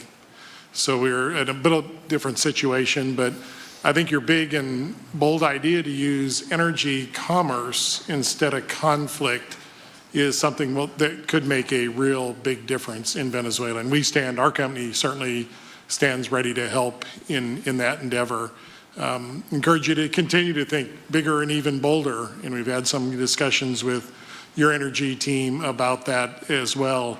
As we think about the other people that need to be in this room and in this discussion are the banks, and including probably the Exim Bank, as we think about how the debt needs to be restructured and the financing to deliver the billions of dollars that are required to restore their energy infrastructure.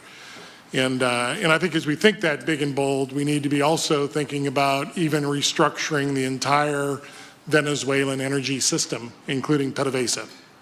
And I think if we can do that and think bold, there's an opportunity to be quick, fast, and restore the quality of what's happened in Venezuela, or what's been lost in Venezuela over the course of the last 25 years. So thank you for this opportunity. Well, thank you very much, and you'll get a lot of your money back. We're going to start with an even plate, though. We're not going to look at what people lost in the past, because that was their fault. That was a different president. You're going to make a lot of money, but we're not going to go back. You left a lot of money behind, I guess, huh? What number? 12 billion. How much? 12 billion. Well, it's a good write-off.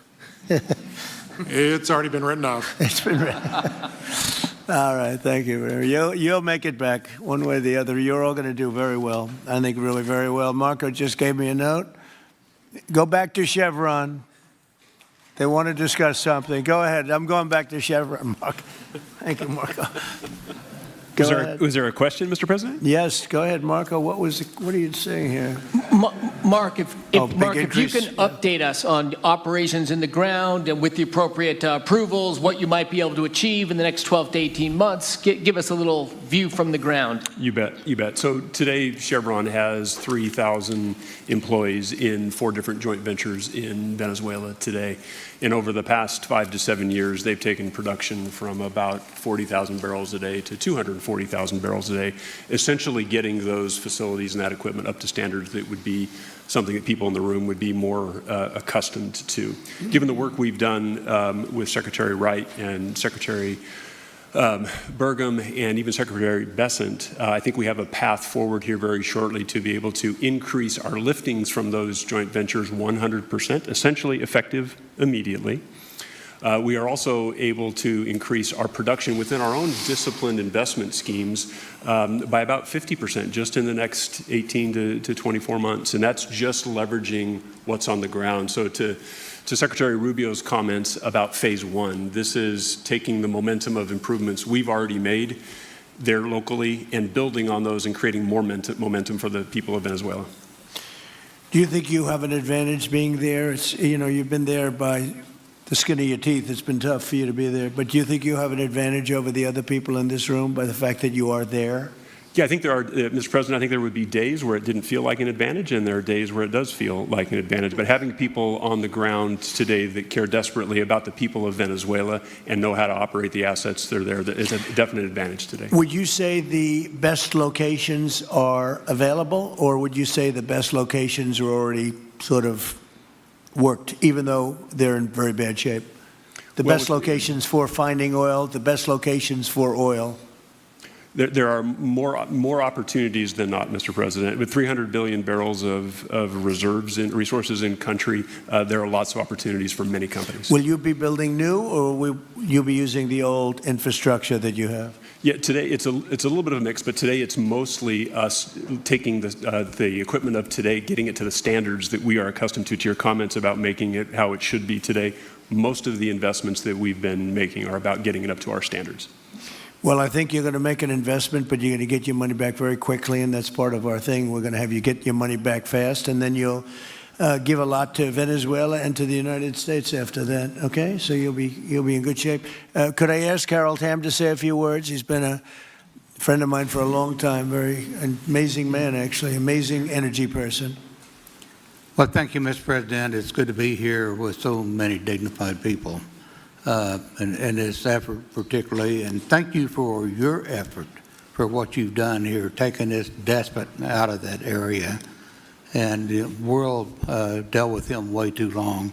Certainly our industry knows that this is a real jewel that can be developed for the people of Venezuela and also benefit the world. And like Secretary Wright said, it has not been done. That's not been done in the past, and they had a good chance at it. Brought someone in that totally took it down, as everybody knows here, and that was Chavez, and we know what happened to him finally. But that ruined the industry in Venezuela, and all of us know how that ended very well, very, very wrongly.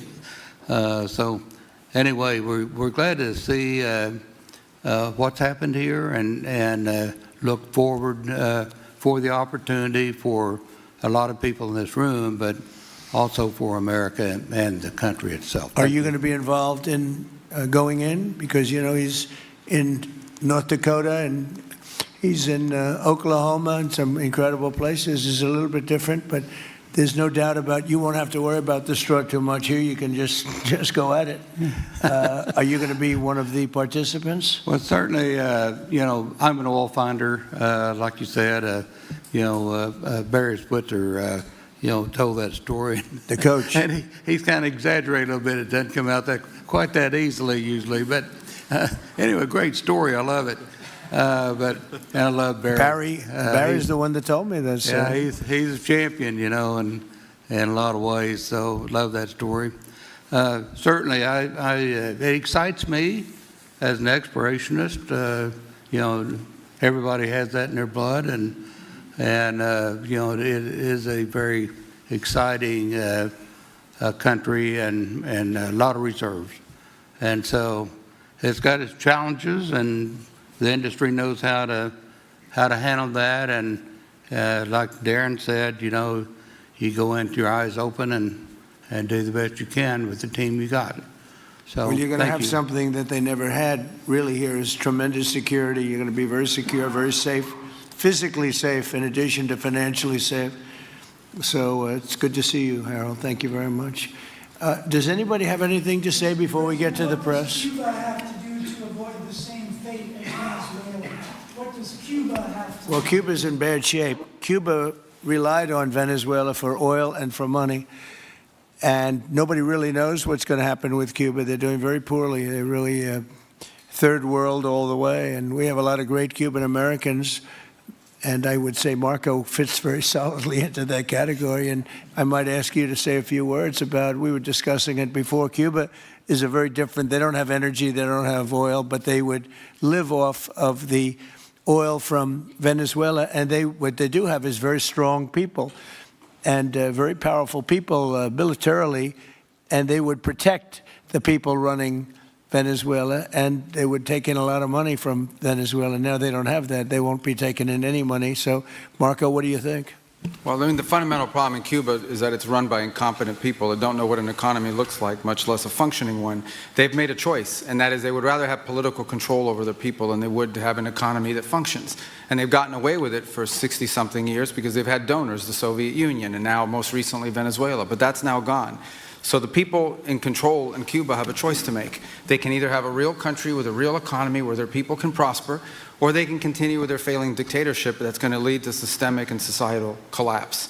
So it's a very stark and dramatic choice, and it's one we hope to make the right one. We don't have an interest in a destabilized Cuba, but that would be their fault because they refuse to allow the people of Cuba to have either economic or political freedom for that matter.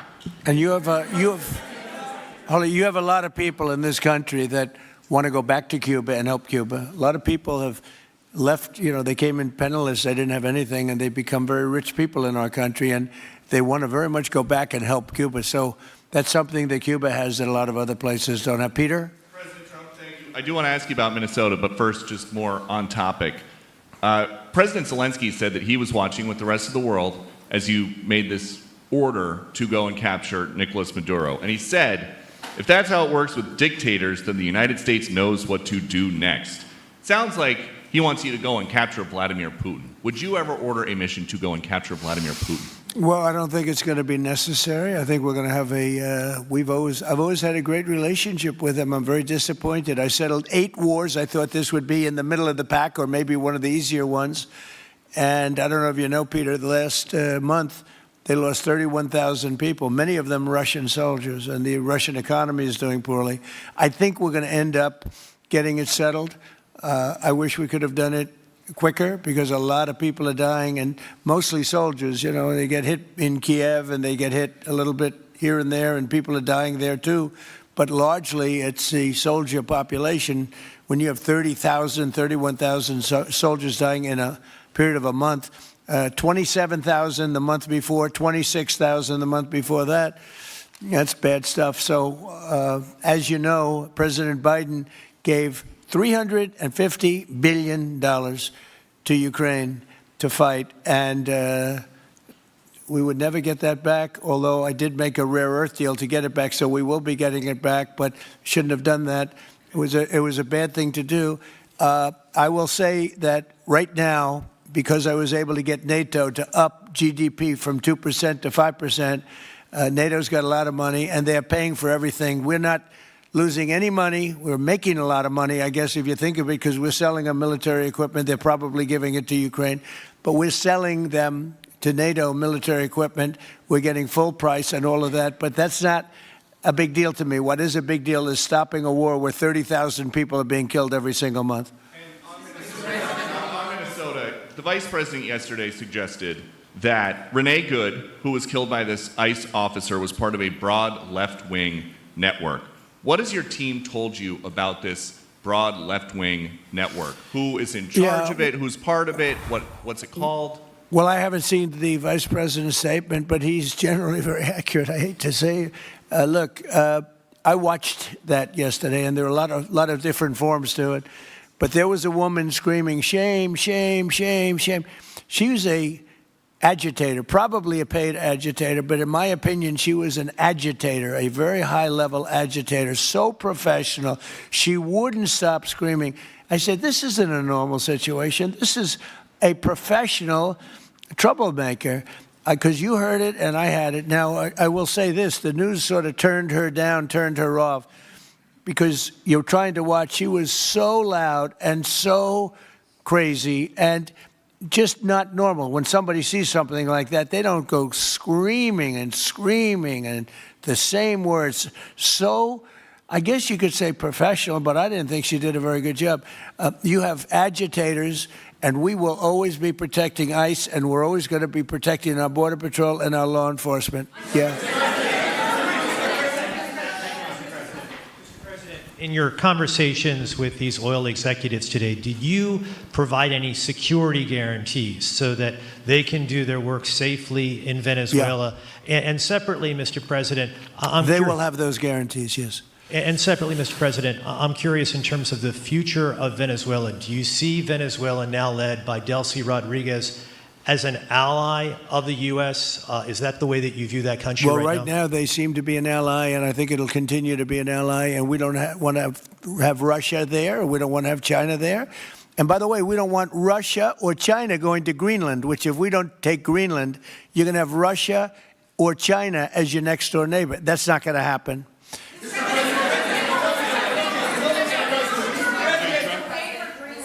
The white... Mr. President, thank you. You just said that these companies would have security guarantees if they go in on the ground in Venezuela. They will have. And what is your plan there actually for these companies and those Americans who are going to be on the ground working for these companies? Well, there are going to be Americans. I assume they're going to be using a lot of Americans, but they're going to be using a lot of people from Venezuela and other places, I would imagine. But I would think that mostly they'll be using Venezuelan workers. They have a lot of great workers. They have a very high unemployment rate, and they have workers that are very familiar with taking oil out of the ground. Yeah. How long do you think the Ayatollah will be in power after what we've seen play out on the ground there? When is the U.S. going to get involved now that reports of protesters being killed on the ground? So Iran's in big trouble. It looks to me that the people are taking over certain cities that nobody thought were really possible just a few weeks ago.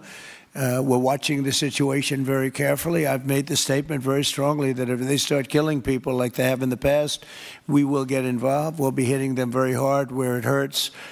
And that doesn't mean boots on the ground, but it means hitting them very, very hard where it hurts. So we don't want that to happen. There have been cases like this where President Obama totally backed down.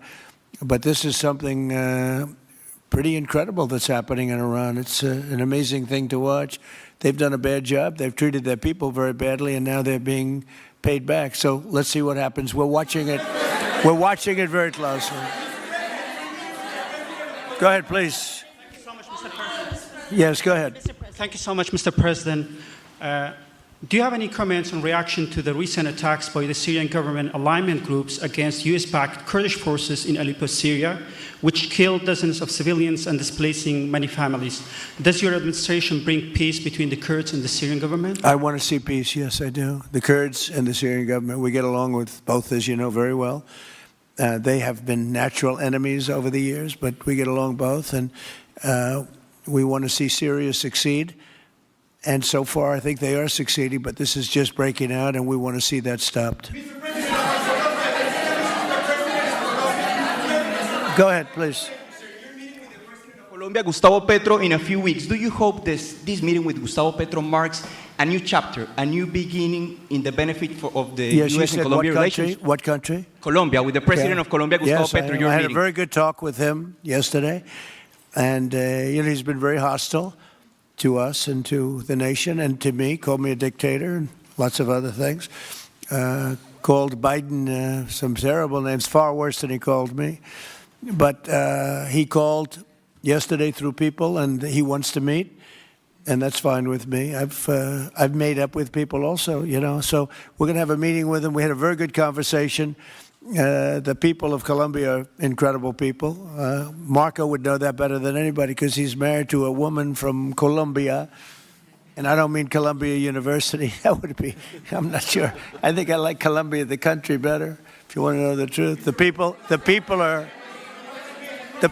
it. The people are great people. I look forward to meeting with them. We're going to meet in the very near future. President of Venezuela here in the White House. Would you greet her to discuss the fate of the oil? Yeah, well, I'm going to meet a lot of people, and we're going to meet, we meet a lot of people. When you end 8 wars, you get to know a lot of people, and I think it's very important. As an example, we have over $18 trillion. Think of that, $18 trillion coming into our country. A lot of that's coming in from foreign countries like Saudi Arabia and Qatar and UAE and others. And I get to meet a lot of people, but I will be meeting with various representatives of Venezuela, probably pretty soon. We haven't set that up. But the relationship that we have with the people that are currently running Venezuela is very good. We also have a young lady that received the Nobel Peace Prize. She's going to come in and pay her regards to our country, really, to me. But, I'm a representative of the country, nothing else. And she's coming in sometime next week, I think Tuesday or Wednesday, and we'll see how that is. But no, we're dealing with the people from Venezuela. We're dealing with them very well. I think they've been very smart in the way they've dealt with us, frankly, because that whole place could have been obliterated with one more strike, and we didn't want to do that.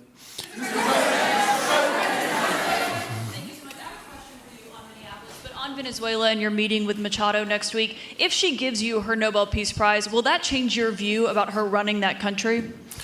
Well, I have to speak to her. I'm going to have to speak to her. She might be involved in some aspect of it. I will have to speak to her. I think it's very nice that she wants to come in, and that's what I understand the reason is, because Norway is very embarrassed by what took place. They're getting decimated. Look, whether people like Trump or don't like Trump, I settled 8 wars, big ones, some going on for 36 years, 32 years, 31 years, 28 years, 25 years, some just getting ready to start, like India and Pakistan, where already 8 jets were shot out of the air, and I got it done in rapid order without nuclear weapons.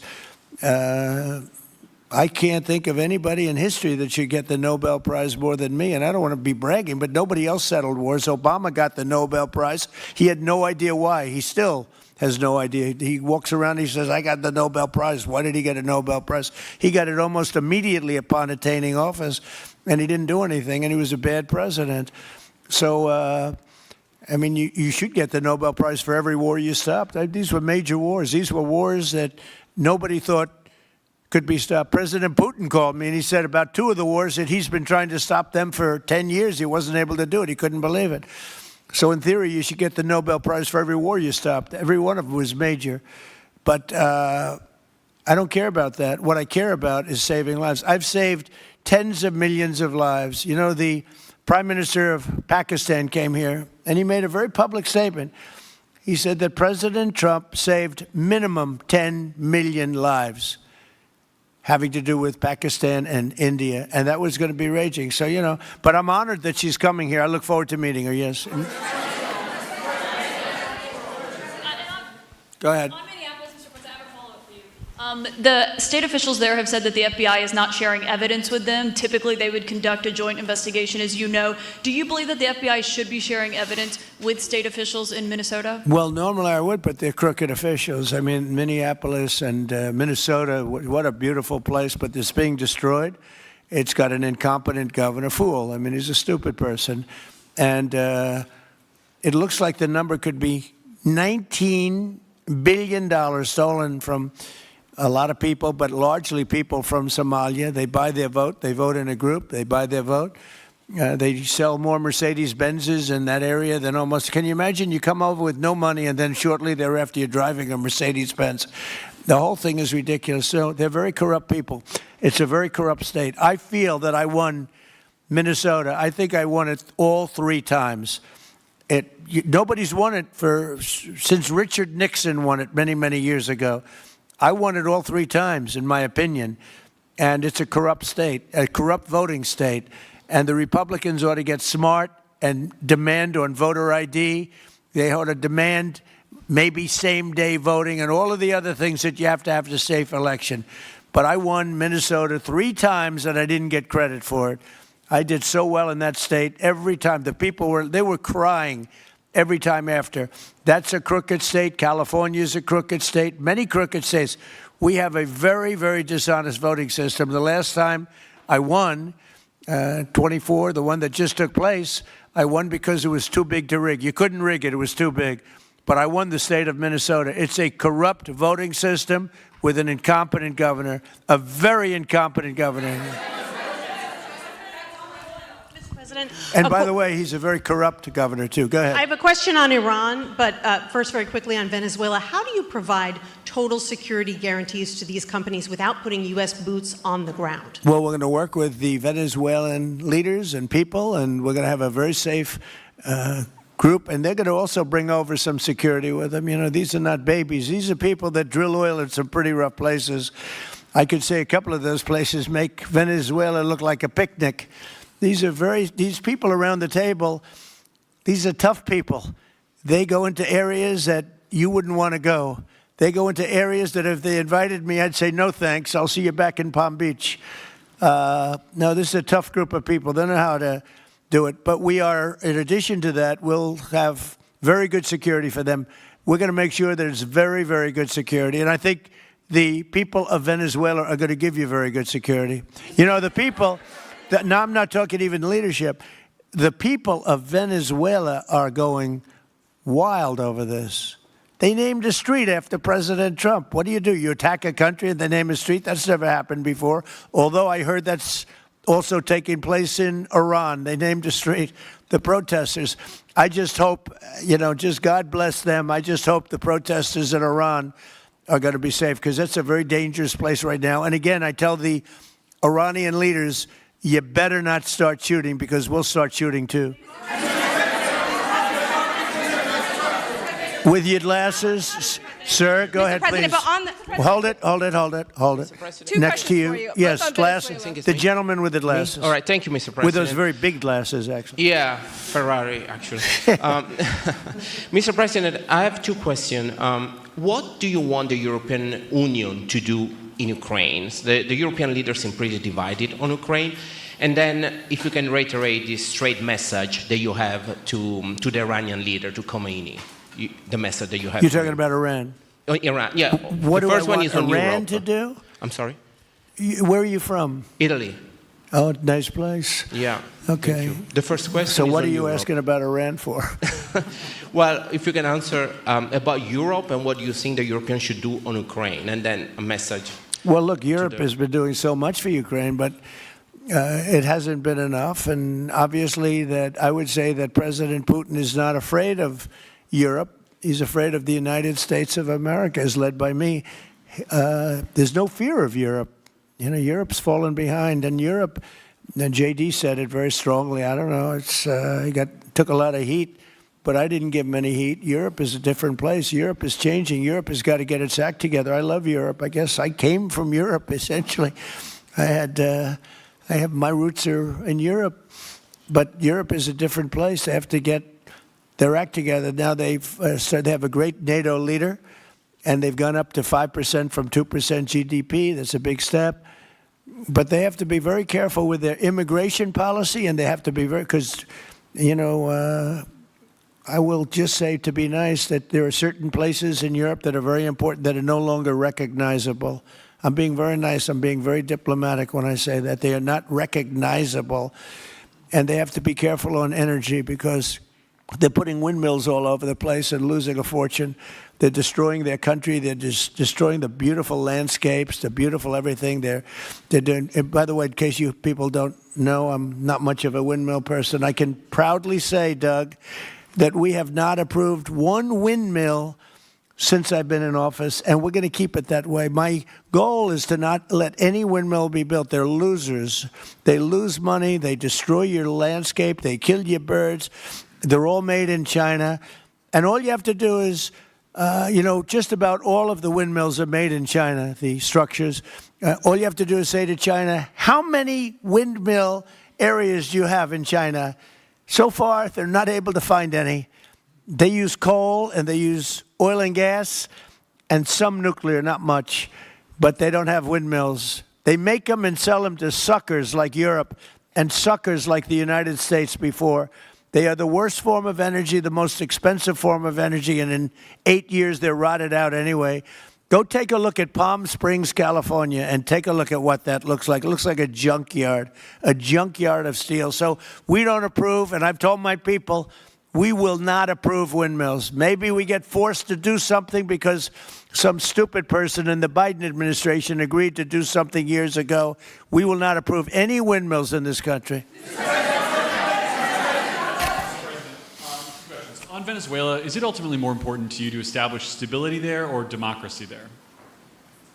Well, you're talking about maybe the same thing. I mean, you're talking about stability or democracy. I don't know. To me, it's almost the same thing. We want stability, but we do want democracy. Ultimately, it'll be democracy. Peter? I do have a policy question, President Trump, but I'm having a hard time seeing here. I see the American flag lapel pin. What is the other lapel pin on Somebody your jacket? gave me this. You know what that is? That's called a happy Trump. And considering the fact that I'm never happy, I'm never satisfied, I will never be satisfied until we make America great again, but we're getting pretty close, I'll tell you what. This is called a happy Trump. Somebody gave it to me, I put it on. Thank you. And the policy question. How much money are you thinking of giving people in Greenland to get them on board with a possible U.S. takeover? I'm not talking about money for Greenland yet. I might talk about that.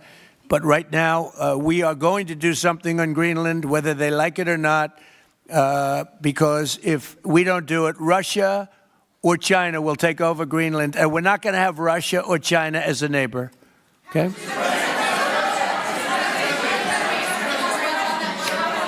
I would like to make a deal, you know, the easy way, but if we don't do it the easy way, we're going to do it the hard way. And I'm a man, and by the way, I'm a fan of Denmark too. I have to tell you, and you know they've been very nice to me. I'm a big fan, but you know the fact that they had a boat land there 500 years ago doesn't mean that they own the land. I'm sure we had lots of boats go there also, but we need that because if you take a look outside of Greenland right now, there are Russian destroyers, there are Chinese destroyers and bigger, there are Russian submarines all over the place. We're not going to have Russia or China occupy Greenland, and that's what they're going to do if we don't. So we're going to be doing something with Greenland, either the nice way or the more difficult way. Please, go ahead, ma'am. Mr. President, why is it so important to you to own it when you have a military presence there, which you could expand to affect the security? Because when we own it, we defend it. You don't defend leases the same way. You have to own it. And, you know, with a nation, look at what happened with Obama, with that horrible deal they made with Iran. It was a short-term deal. It was like a 9-year deal. Countries can't make 9-year deals or even 100-year deals. Countries have to have ownership. And you defend ownership, you don't defend leases. And we'll have to defend Greenland. If we don't do it, China or Russia will. It's not going to happen. We are not going to have, and I like China, I like Russia, I love the people of China, I love the people of Russia. I get along very well with President Putin, but I'm very disappointed in him. I get along very well with President Xi. I'm going to go over to China in April, but I don't want them as a neighbor in Greenland. Not going to happen. And by the way, and NATO's got to understand that.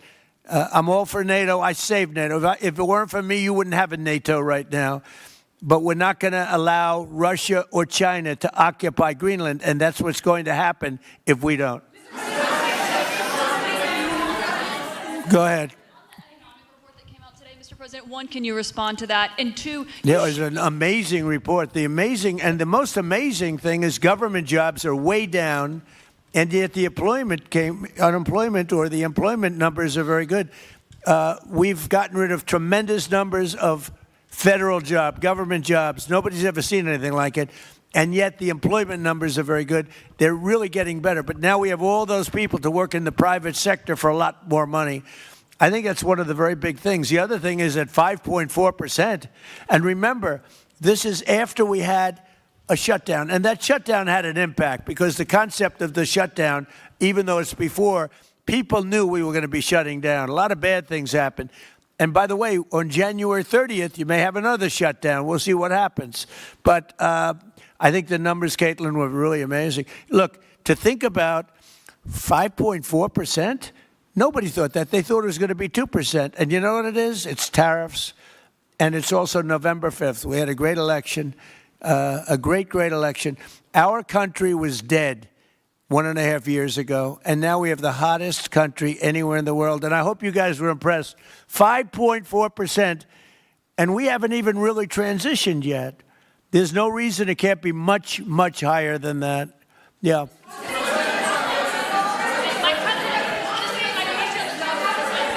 first off, can you respond to the manufacturing Let's number? give CNN a chance. You know, they've been fighting so hard to get back into the mainstream. Mr. President, you posted some numbers actually on Truth Social last night. People saying you posted the job data early when you're not supposed to obviously share it till the next morning.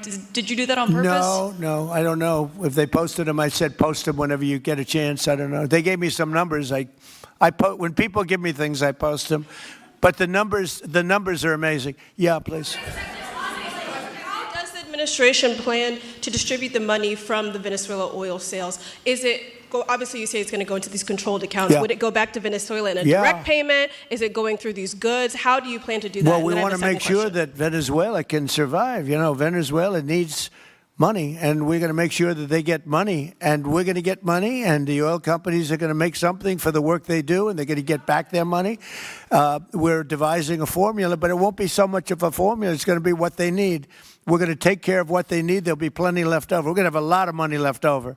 And the money left over is going to the United States of America, and the oil companies are going to be very happy. Yeah, please. Thank you, Mr. My second question is, would the administration offer a backstop to these oil companies for like financial guarantees, some sort of backstop, if the country did destabilize again? That's a very interesting question. Using the word backstop, I haven't heard that word in a long time. That was at the Wharton School of Finance I last heard. That's a good term. We ought to use it more often. I hope I don't have to give a backstop. Look, these are very smart people, the smartest people. They're not only in oil and business. These are the biggest companies in the world sitting around this table. They know the risks. I mean, there are risks. We're going to help them out. We're going to make it real easy. They're going to be there for a long time. We're going to be there together for a long, long time. And they're going to be taking the oil, and they're going to be bringing oil prices down. They're going to make a lot of money. They're going to get their money back. They're going to be safe.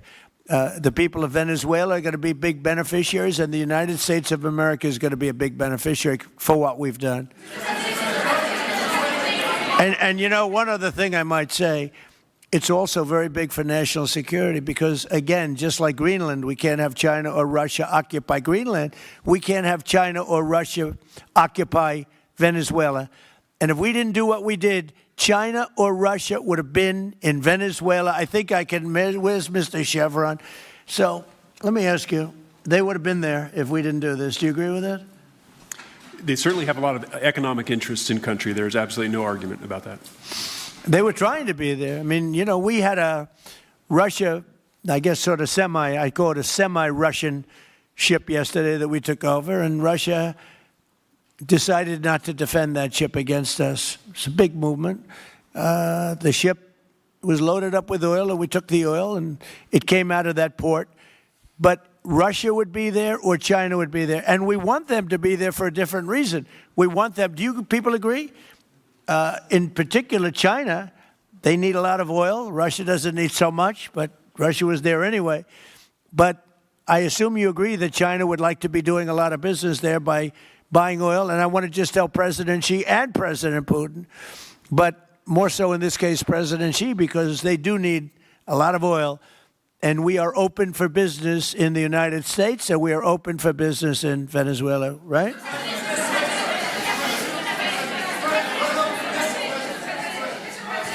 Go ahead, sure. Mr. President, You know, what is your I could take questions from these people all day long. You know, they're sitting here, and generally, they're very rich, very powerful, but nobody gives a damn about them. It's a sad thing. You have all that money, all that power, and look at all these crazy questions. We could do this all day long, and they wouldn't be satisfied. I have a question on today's meeting, Mr. President. We'll take a few more, I have though. a question on today's meeting, Mr. President. Let me ask you more importantly, do you have any questions from the biggest? Yeah, sure. Hold it. Do you have any questions for the biggest people on earth, the biggest business people, the biggest companies anywhere on earth? Do you have any questions for these people?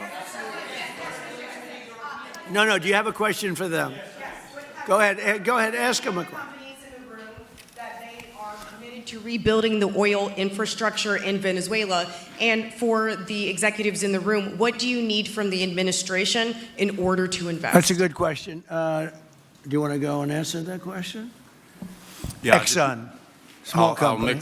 I'll refer you back to the statements I made before. There are a number of legal and commercial frameworks that would have to be established to even understand what kind of returns that we'd get on the investments. So I think all the investments and the opportunity sets, I think everyone sitting around this table would have the opportunity and the know-how and the capability to make the investments. The questions will ultimately be, how durable are the protections from a financial standpoint? What do the returns look like? What are the commercial arrangements, the legal frameworks? All those things have to be put in place in order to make a decision to understand what your return would be over the next several decades that these $1 billion investments would be made on.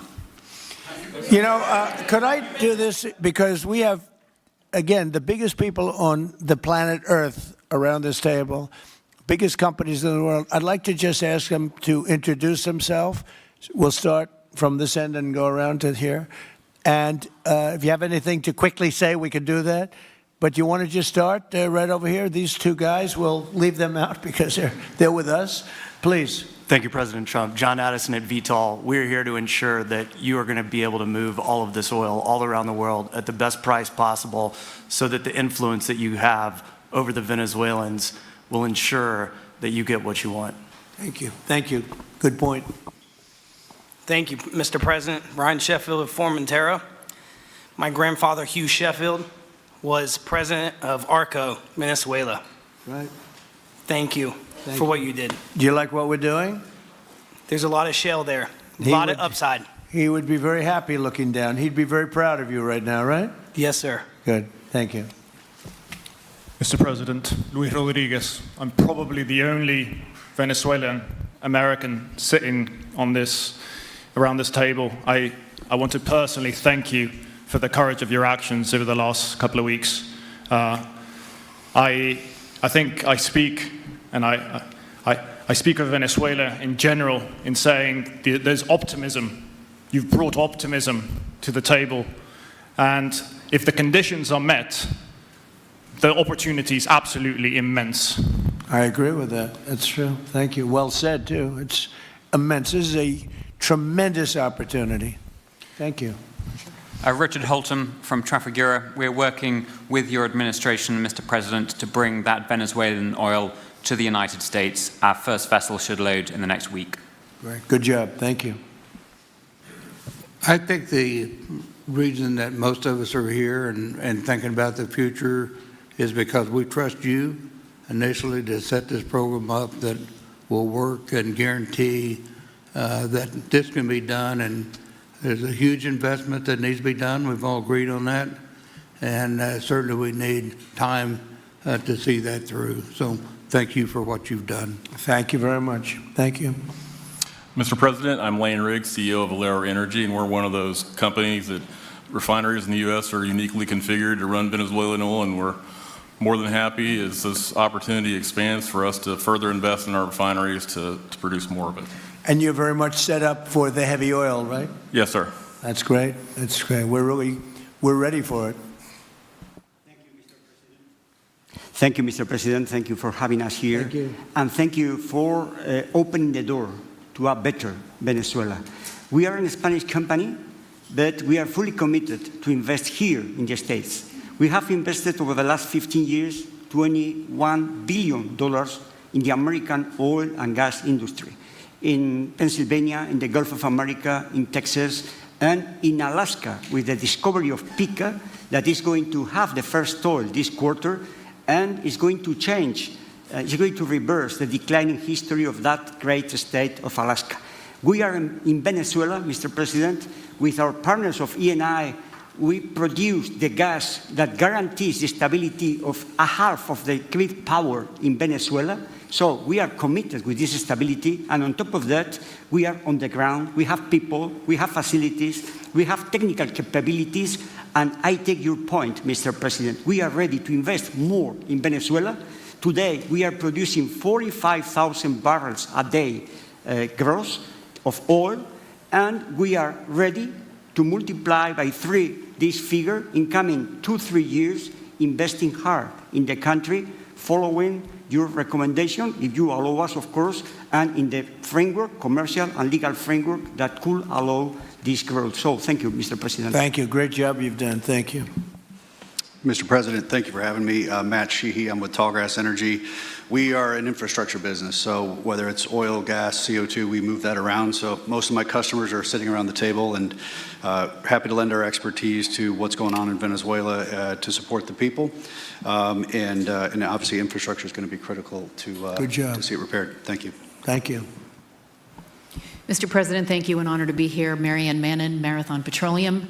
We are one of the largest U.S. refiners. On behalf of the men and women of Marathon Petroleum and of our industry, thank you and the administration for what you're doing for U.S. energy independence. We have the ability and the capability of our assets to process Venezuelan crude, and the people of Marathon Petroleum stand ready to do so. Do we need more refineries in our country?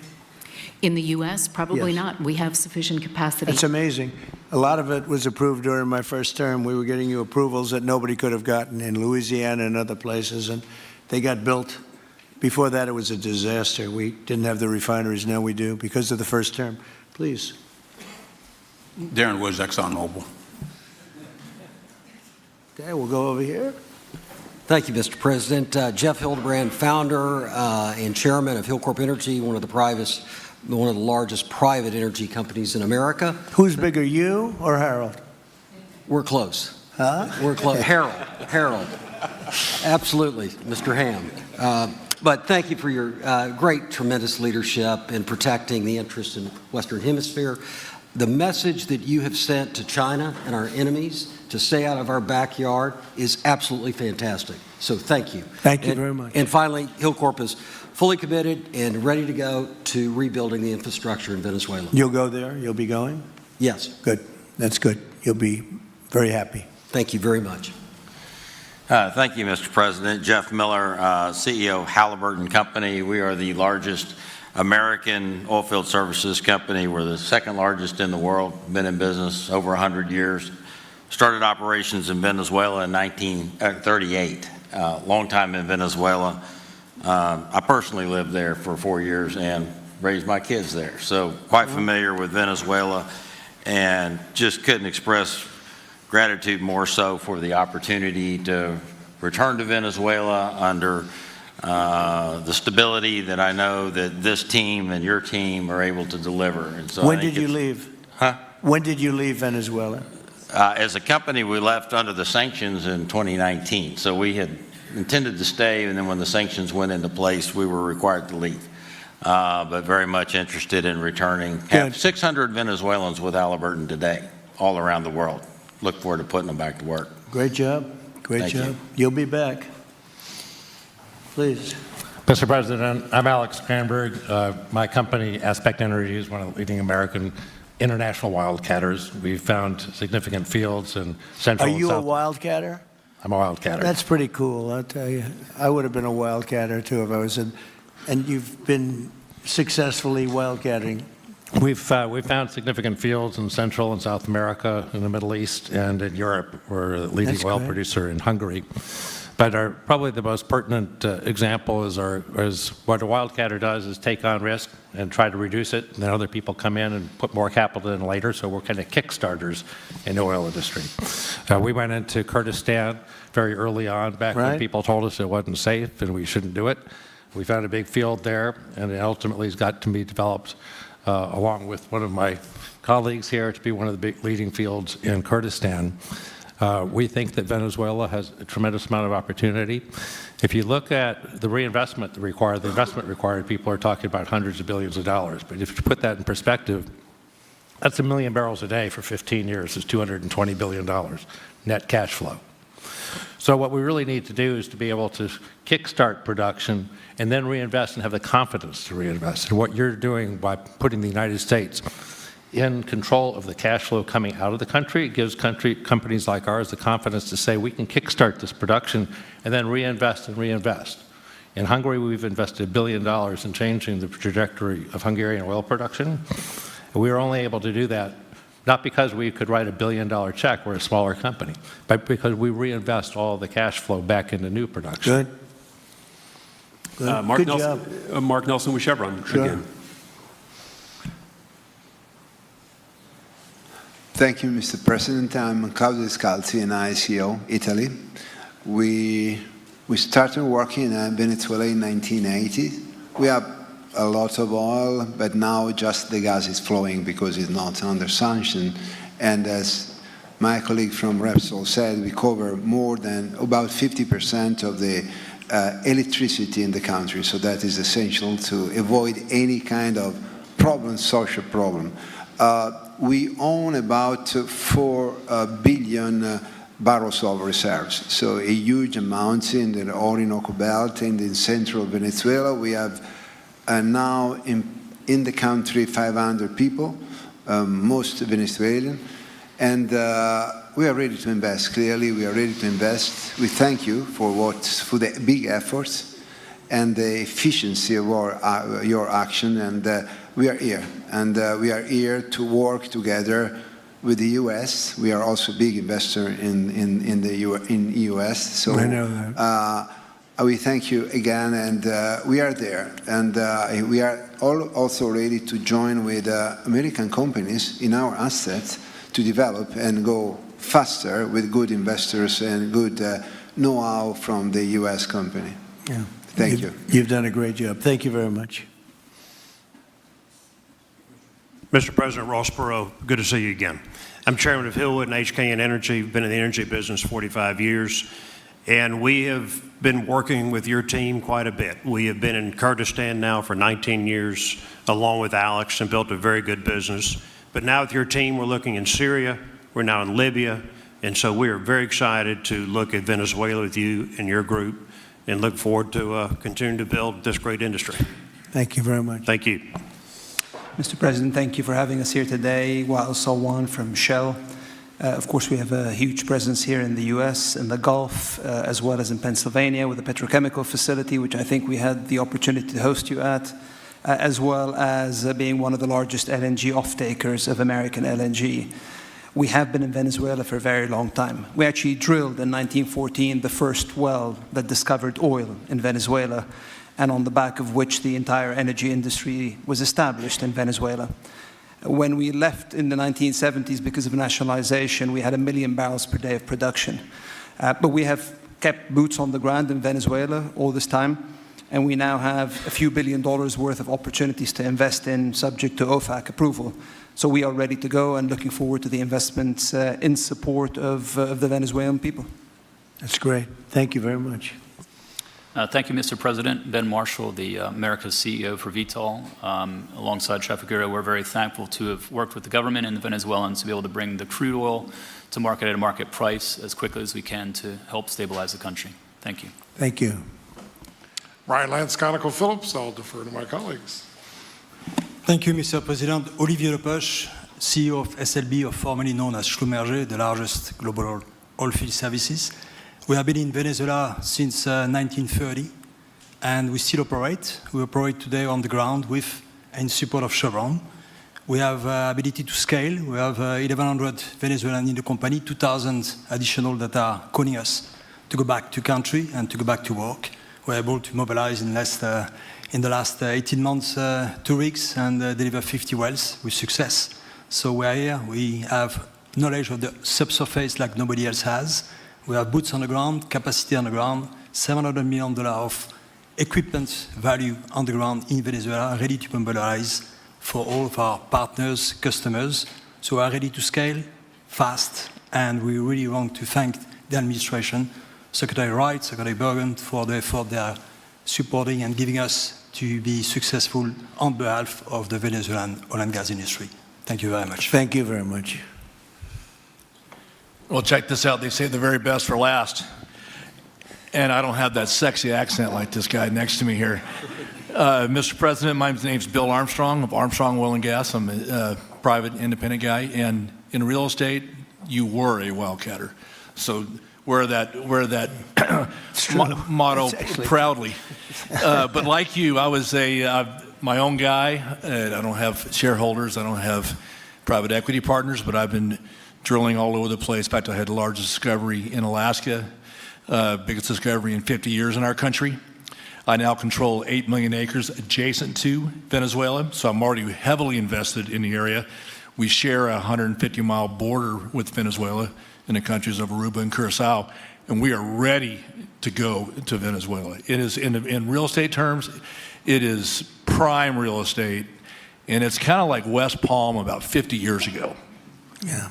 Very ripe. Yep, I agree with you. Thank you. Congratulations. Thank you.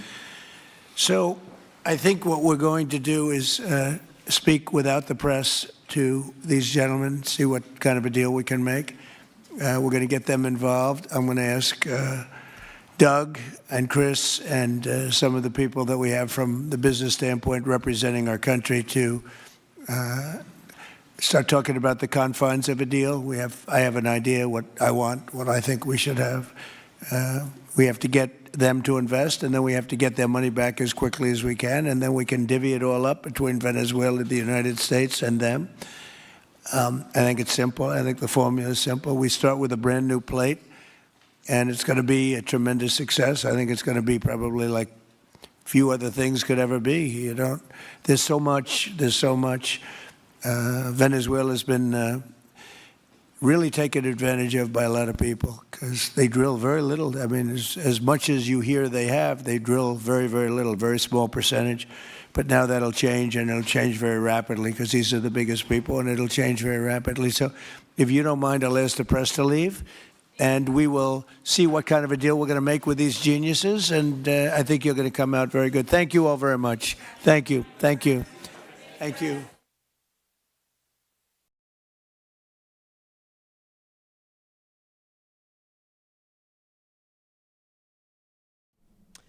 A robust meeting with oil executives and President Trump right there at the White House, and flanked with his team from Susie Wiles to Stephen Miller, Secretary of State Marco Rubio, Chris Wright at Energy, as well as the Vice President of the United States. A whole host of questions coming from the White House poll, specifically on Minnesota to Greenland to oil and gas ventures in Venezuela, among the future of our great country. So one to recap in case you were late for it, roughly over the last course of 90 minutes. Thank you to All Family Pharmacy for their great support here on the right side of history. 10% off right now with code RSBN10. Ivermectin, antibiotics, hydrochloroquine, NAD+, methylene blue, antivirals, even maintenance medication. medications, up to 300 medications for you and yours to protect you during this cold and flu and COVID season. Tamiflu, very important this time of year as well.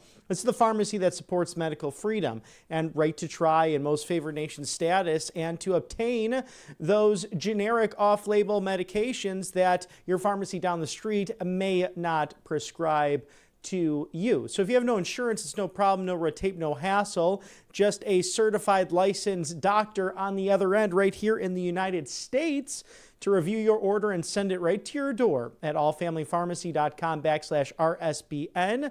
Code RSBN10 for 10% off these life-saving medications. They care about you, they care about your freedom, and they care about the future of pharmaceutical practices and the fact that these medications have been on the market for over half a century in many cases, FDA approved, but have really been called out and misinterpreted over the last few years for various reasons. So scan that QR code there now and have access to these life-saving medications, good to have in your medicine cabinet or to take on the road with you for your travels. Also, thank you to Tax Network USA, tnusa.com/RSBN. In case you missed April 15th of last year or October 15th of this year, perhaps you started a new business or just life got in the way. We can understand that. Protect yourself from the IRS with these Patriot expert accountants, and in many cases, those who have worked for the IRS. They know the system, they know how to get you out of financial questions that you might have. 800-357-1415 or visit tnusa.com/RSBN. Call today. Do not delay. 800-357-1415. Again, that's tnusa.com/RSBN, a Tax Network USA Incorporated, and angelpaste.com. The original miracle cream. I use the vitamin B every day, which is non-GMO, no chemicals. The orange option infused with vitamin C, also non-GMO, no chemicals. They're based out of Spring, Texas, off the Gulf of America. Christian-owned. They hire veterans, and they love our law enforcement, as today is Law Enforcement Appreciation Day. And given the news this week, we appreciate you ever more, whether it be DHS to Border Patrol, national security to state and local law enforcement. Thank you for everything that you do. And grab yourself some angelpaste.com, especially if you need a last-minute stocking stuffer for Orthodox Christmas as we continue to celebrate the holiday season in 2026. Angelpaste.com. Go and visit those great patriots today. I had the opportunity to interview Dalia Al-Alkidi. She had run against the Ilhan Omar of the 5th District of Minnesota in the last 2024 election. She is seeking that seat once again inside and outside of that Minneapolis district. Now, this interview took place on Tuesday, right before this ICE-involved shooting, but I had a chance to ask her about what was happening in the district and what we learned today from Treasury Secretary Scott Bessent, and what's been learned this week, that wire transfers going from Minneapolis, Minnesota to East Africa and everything in between, as she seeks to become the next United States Congresswoman representing the 5th District of Minnesota.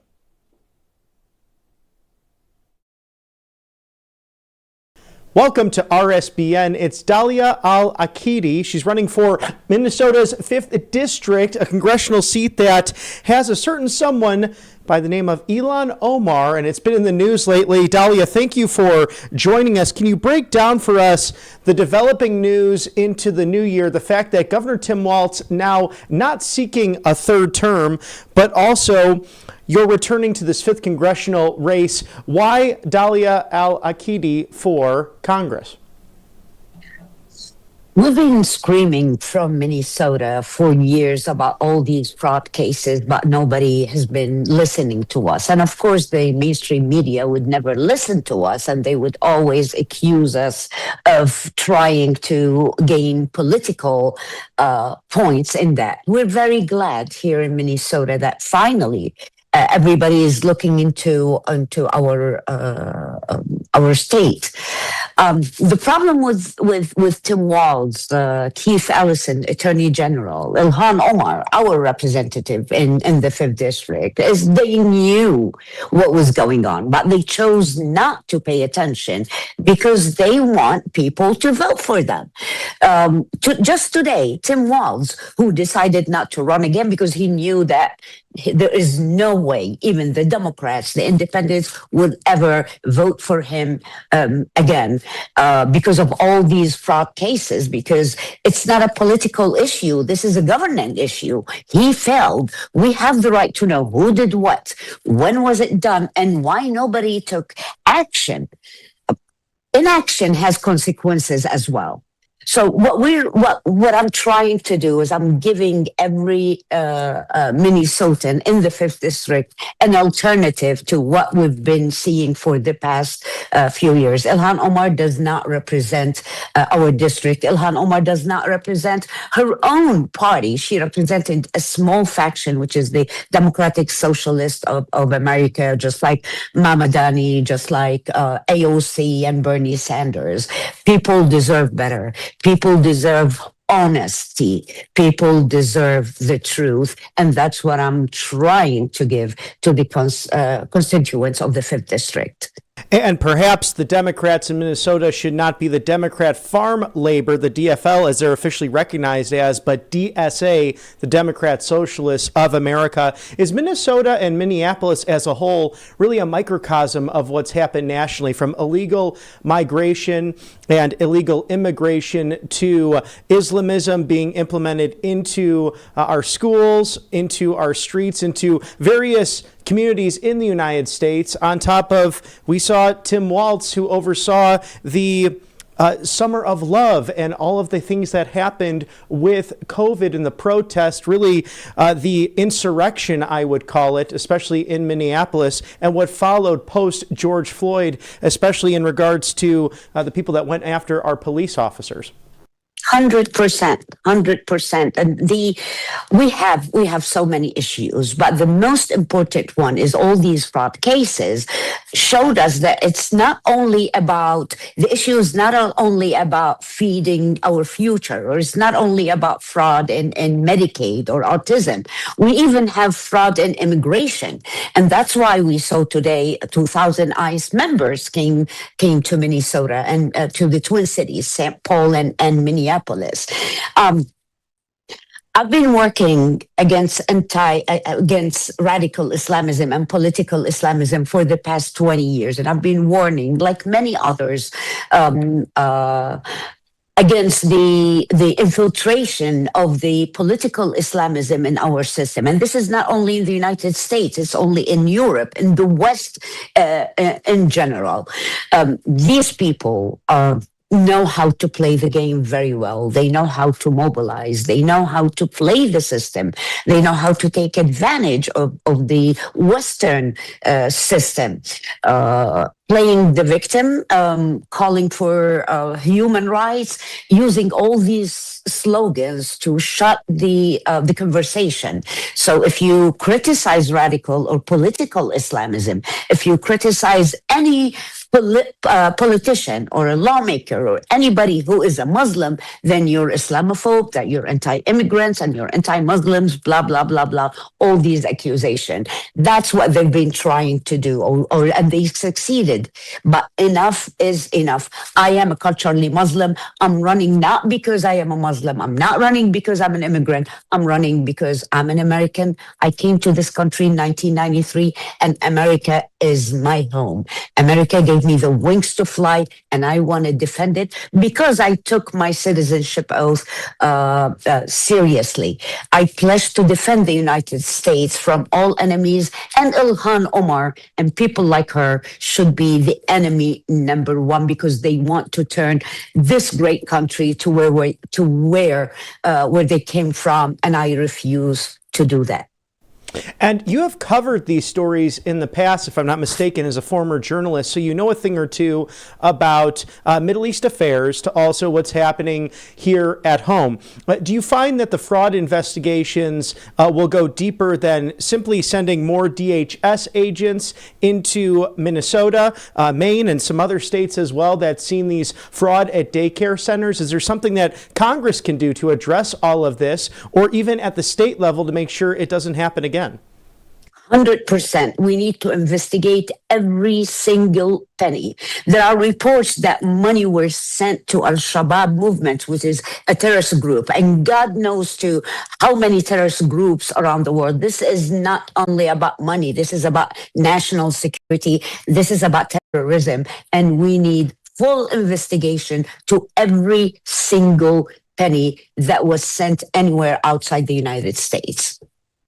And is there also a focus really central to Mr. Keith Ellison, the Attorney General, because we know that his associations, he once claimed as a congressman that this was Republican talking points, but we know he has done work and funneled monies through NGOs to the Muslim Brotherhood as well and extremist organizations. Does this really point back towards him, all while, Governor Tim Walz maybe have been well-meaning in all of it, but his accusation was, it's white supremacy that's to blame here for this fraud, not the actual doers of the deeds at hand. So does this really pass to the Attorney General's office for not only dropping the ball, but also seemingly turning his back on this investigation? Mark my words, it started with Tim Walz, it's going to Keith Ellison, and then it will end up with Ilhan Omar, because people here in Minnesota are fed up and they want the truth. They don't care who's doing what. They want the truth. They want to stop these fraud cases, and people are really pissed off. Democrats, my neighbors, and I live in downtown Minneapolis, my neighbors are pissed off. Some of them would say, these cases are fake, or this is fake news, but the majority of them truly believe that this is the time we need to stop all these fraud cases, because we deserve much better. The prices are high, the houses, people can't buy houses anymore, taxes are so high, people can't make ends meet at the end of the day here in Minnesota, and especially in the Twin Cities. Dalia, is this probably a cornerstone to why the affordability issue is at hand? Because daycare really through the roof here in the United States. Is it these fraud schemes that are potentially making this cost much higher than anticipated? 100%, 100%. But the thing is, the prosecutors just said 2 days ago that these cases might reach $9 billion. Can you believe $9 billion in one state?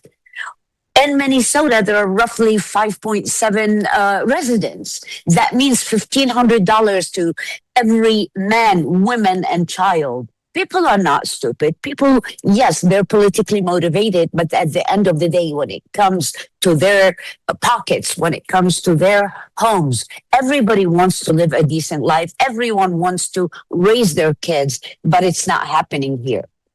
Yes, and it's not so much Republican versus Democrat anymore, as the president mentioned to House Republicans this week at the retreat, that voter identification, very popular with the American people. Can you tell us how your neighbors feel in Minneapolis and the greater state of Minnesota in regards to voter identification? When it comes to the progressives, when it comes to the far left, they're 100% against it, because that's what they did. Last year in the elections, I was going to vote. I saw buses, every person could bring 5 to 7 people and just vow that person knew who they were and where they lived, and that's it. No identification, nothing. We don't even know if they live in our district or not. This is very important. This is important not for Republicans. This is important for every voter to maintain our dignity, to maintain our accountability. Minnesota needs help, and we truly believe that help is coming. Minnesota will be better after we get rid of Walls and Ellison and Omar. It sounds like a Tom Clancy novel, but the reality playing out day to day here, and seemingly because of this fraud and these scandals, Governor Tim Walz announcing that he will not be seeking a third term into office. Dahlia, before we let you go, you'll be a member of the 120th Congress come this time next year, if successful in the 2026 midterms. Besides all of this fraud, waste, and abuse that we saw that will be a cornerstone likely to this race, what are some of your goals to accomplish while in Congress representing the good people of the 5th District of Minnesota? I'm planning to represent everyone, regardless of their political affiliation or religious or ethnicities. What people need to know what the government is doing, where the money is going. So cut government spending is number one priority for me, and number one priority for our constituents here in the district. It's Dahlia Al-Alkidi. Thank you so much for joining us on the right side of history. Please come back and keep us abreast of your congressional race as part of our midterm series right here in 2026. Thank you. I urge everybody to go to dahliaforcongress.org, and I urge you to invite me again. Yes, ma'am. Thank you again.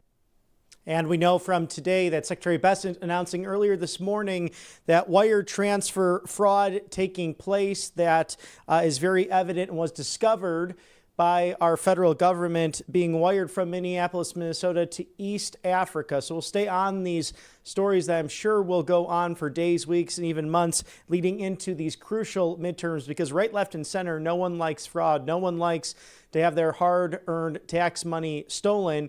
And because of citizen journalists like Nick Shirley, because of great people out there, Mehek Cook as well in Ohio, from Maine all the way to California and everywhere in between, this daycare fraud scandal could even go further than the Somali illegal immigrant activity that has taken place in the great state of Minnesota. So we'll stay close on this story. As you saw from President Trump meeting with oil and gas executives earlier today, discussing the 303 billion potential barrels that are underground in Venezuela. As this all develops, thank you to kalshi.com/RSBN. And I'm sure tonight you'll watch the Peach Bowl. I'll be diving in for a Big Ten competition between the Indiana Hoosiers and the Oregon Ducks. Indiana experiencing quite the Cinderella story of seasons, their first outright Big Ten championship since 1945. Last night, the Fiesta Bowl out in Glendale, Arizona, was a barn burner, 31-27. It was the Miami Hurricane over the Ole Miss Rebels in a star-studded display of offensive gallantry that we've become used to in this star-studded season, whether it be college or the National Football League. So go to kalshi.com/RSBN for all of those important details. Who will be that college football champion come Monday, January 19th. So one more semifinal left as we go into wild card weekend for the National Football League as well. It's culture, music, sports, politics, everything about the United States of America. You might as well trade and bet on it at kalshi.com/RSBN. Scan that QR code right there.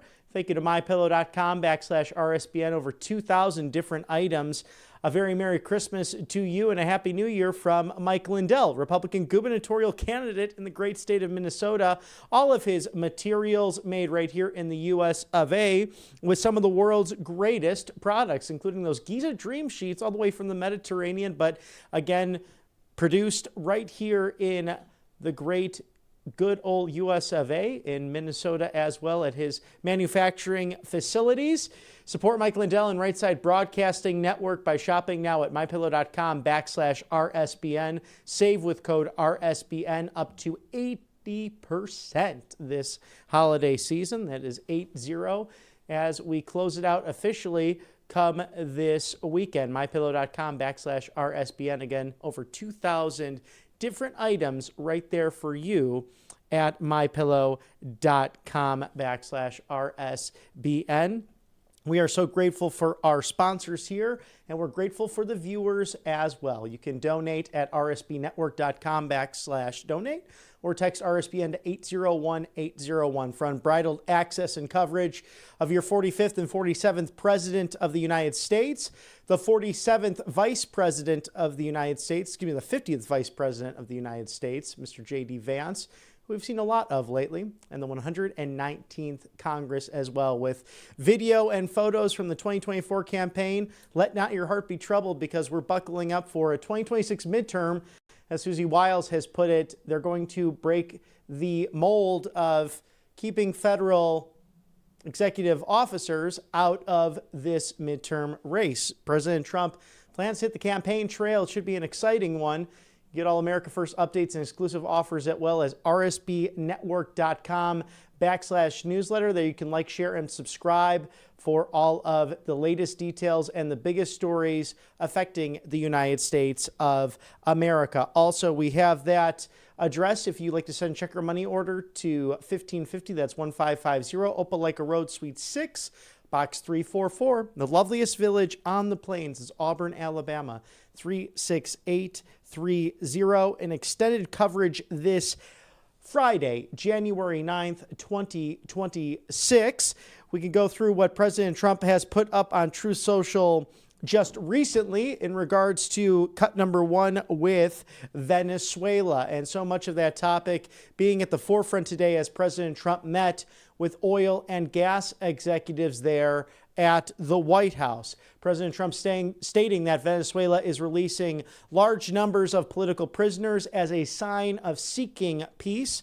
This is very important and a smart gesture, as the United States of America and Venezuela are working well together, especially as it pertains to rebuilding in a much bigger, better, and more modern form than their oil and gas infrastructure. Because of this cooperation, I have canceled the previously expected second wave of attacks, which looks like it will not be needed. However, all ships will stay in place for safety and security purposes. At least $100 billion will be invested by big oil, all of whom I will be meeting with today at the White House, as you just saw.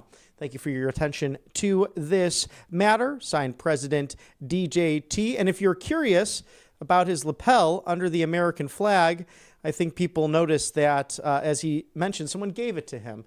It's actually a caricature of himself. He called it Happy Trump. He said, "I'm not happy until we make America great again." Part of that is with cut number two, as President Trump is getting behind the Tina Peters situation, that movement stating free Tina Peters, for those of you who are familiar with that as well. We are seeing a manufacturing boom in this country with cut number three. Per the graft, nothing could be further from day or night when it comes to what happened during the Biden administration to now the second Trump administration. And the proof is in the pudding, with manufacturing productivity booming since the president took office once again. And with the lowest trade deficit, cut number four, being showcased since the year 2009, with another graph there for you per the Council of Economic Advisors right there at the White House. President Trump speaking on the trade deficit as well with cut number five, calling it breaking news that the numbers released today show the United States of America has the lowest trade deficit since 2009 and going even lower. In addition, our nation's gross domestic product, otherwise the GDP, is projected to come in at over 5%. And that it is after losing at least 1.5% to the government shutdown. These incredible numbers and the unprecedented success of our country are a direct result of tariffs, which have rescued our economy and national security. I hope the Supreme Court is aware of these historic country-saving achievements prior to the issuance of their most important ever decision. Thank you for your attention to this matter, President Donald J. Trump. And that important decision is whether or not tariffs can be accepted and whether or not it has to be through an act of Congress. So much to decide there at the United States Supreme Court as of this moment. they are not releasing a decision on that ever important matter. So we'll keep you abreast of when that does happen. But as of the current hour, that is not taking place. President Trump also stating with cut number 6 that the Biden housing crisis was something that really took a scourge against the American people. Biden ignored the housing market and instead was immersed with high crime, open borders, runaway inflation, the Afghanistan disaster, and a military he had left in chaos and confusion. Everything was broken, but I, as President of the United States, have already fixed it. And now I'm giving special attention to the housing market because I chose not to sell Fannie Mae and Freddie Mac in my first term, a truly great decision, and against the advice of the experts. It is now worth many times that amount, an absolute fortune, in fact, and has $200 billion in cash because of this. I'm instructing my representatives to buy $200 billion in mortgage bonds.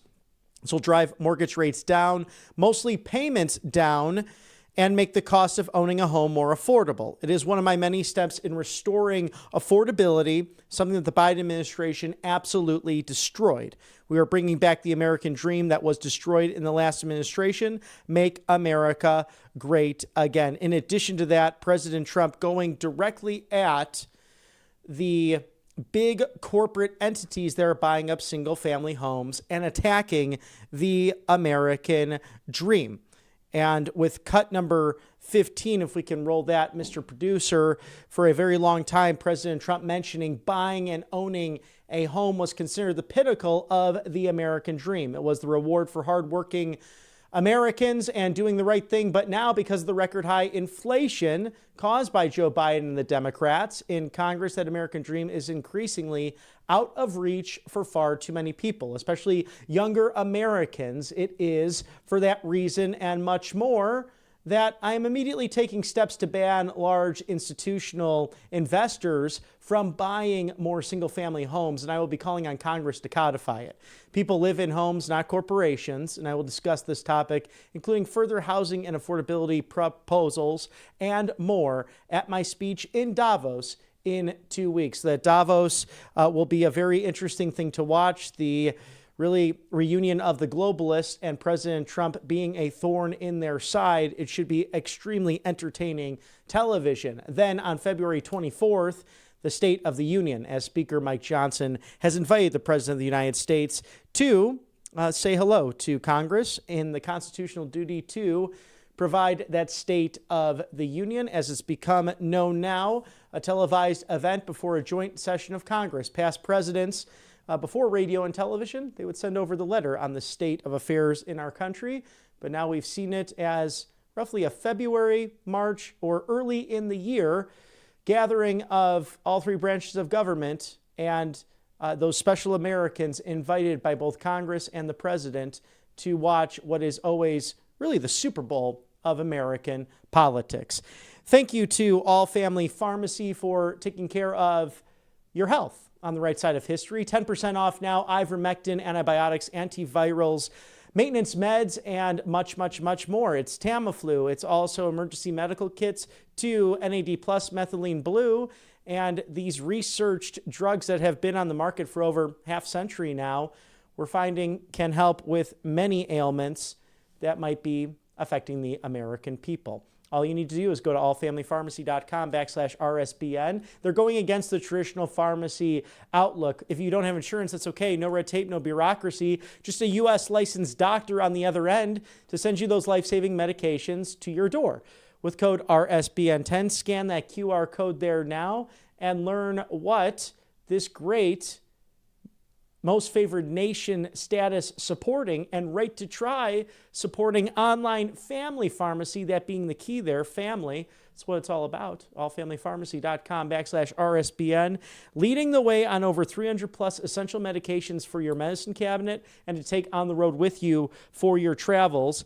Now 10% off of your entire order. RSBN10 is the code for All Family Pharmacy. And before we say goodbye to you today on this Friday, January 9th, 2026, I want to take a moment and thank a company I trust. It's Monetary Gold, our good friend Scott Chenet, the senior trade expert and senior portfolio manager at Monetary Gold knows a thing or two about wealth security, preservation, and working hard to keep everything you not only invested in, but worked hard towards. So your pension, your salaries, your retirement, and that wealth you want to pass on to generations to come.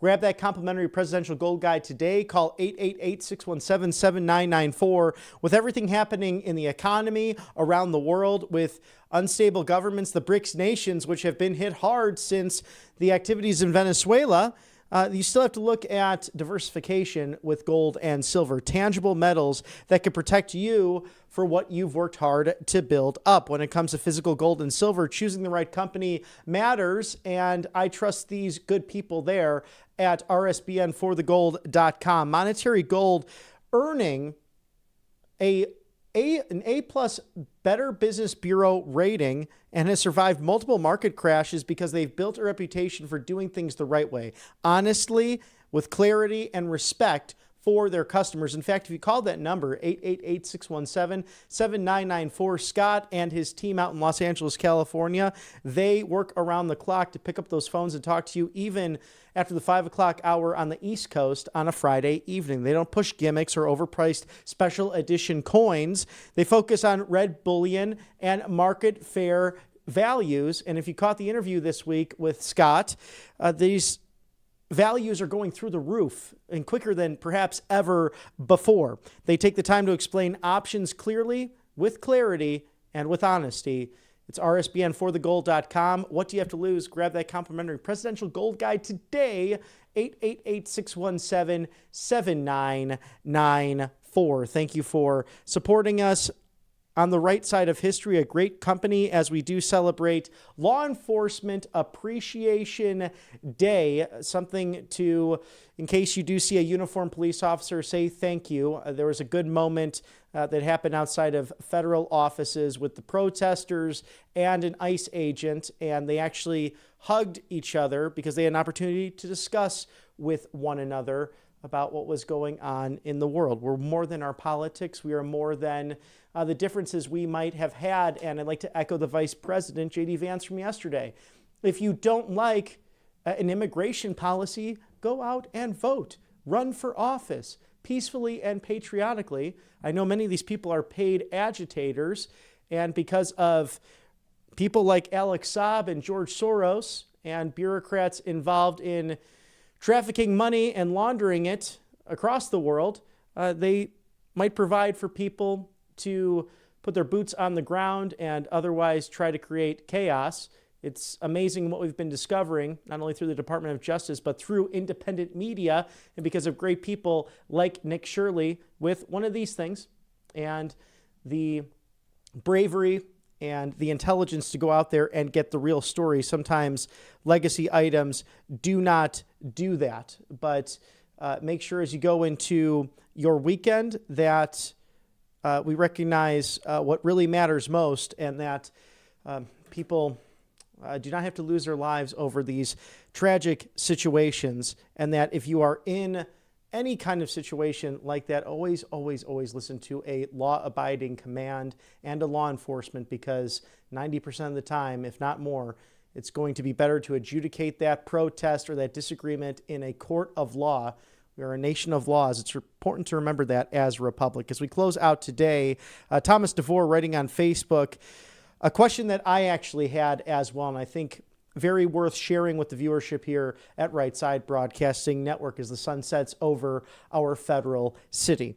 To me, the bigger question is what caused this young mother of 3 to bring herself to get in her vehicle, seek out law enforcement officers engaged in their jobs, intentionally place herself and her vehicle between law enforcement and those they were pursuing. To me, that's the bigger question, the why of it all, than getting into a political back and forth about the justification or lack thereof of the officers' actions. Democrats and their media puppets have for months been making victims out of illegal aliens. They have weaponized the issue of illegal immigration enforcement as a political tool to try and stir up Democrat electorates. It is a tool used by political actors to get people to vote. Have you ever heard the Democrats suggest to citizens that it is unwise to interfere with law enforcement. Have you ever heard them say, don't block the vehicles to follow them around? I don't believe I've heard it, but the Democrats have all but encouraged this behavior. It is one thing to disagree with the actions of law enforcement. It's another to protest it, but that is altogether different than placing yourself between law enforcement and those they are pursuing. Sadly, unsuspecting individuals like Miss Good get caught up into these political mind games and find themselves making risky decisions due to their political vitriol, intentionally stirred up by the Democrats to save their newest victims, being illegal aliens. As a consequence of these contrived political mind games being played, Miss Good has herself now become a victim. And whether or not she was an innocent victim or a victim of her own consequence, it is not really even the issue that's being raised. The suggestion that she is a victim of the Democrat propaganda machine is very possible. And given the comments of Vice President J.D. Vance yesterday, we have seen this kind of rhetoric coming from the far left for far too long now. The Democrats will immediately turn Miss Good into the newest victim. That is a bold prediction by Thomas, and they will do everything they can to make a martyr out of her and use the unfortunate death as a tool to promote a political agenda. Notwithstanding their rhetoric, their goal is not justice, as their goal is votes to gain power. In the Democrats' pursuit to regain power, Miss Good has sadly become another one of their victims. Rest in peace, ma'am. And I echo those concerns and thoughts as we go into the weekend of Mr. Thomas DeVore via Facebook there. I think many of us sharing in those thoughts and asking for peace and prosperity as we continue to enter this 2026. Well, we're always there for you on the right side of history. Be sure to like, share, and subscribe, of course, by going to rsbnetwork.com/newsletter at roughly 10 minutes after the 5 o'clock hour. It's 5 o'clock somewhere on the East Coast. Hope you have a wonderful weekend with those you love and those you do cherish. For all of my colleagues here on the right side of history and Right Side Broadcasting Network, I'm Robert McNeely. Have a wonderful Friday evening and even better weekend. And in case there's breaking news, we will see you. But if not, we'll catch you on Monday. May God bless you as you enjoy the Peach Bowl tonight, some NFL wild card this weekend, and we'll see you all very soon.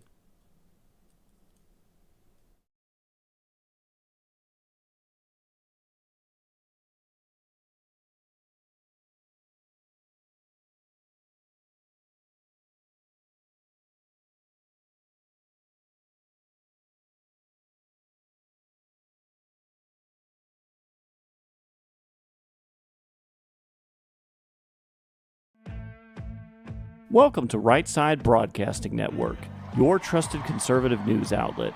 At RSBN, we deliver the truth when the mainstream media falls short.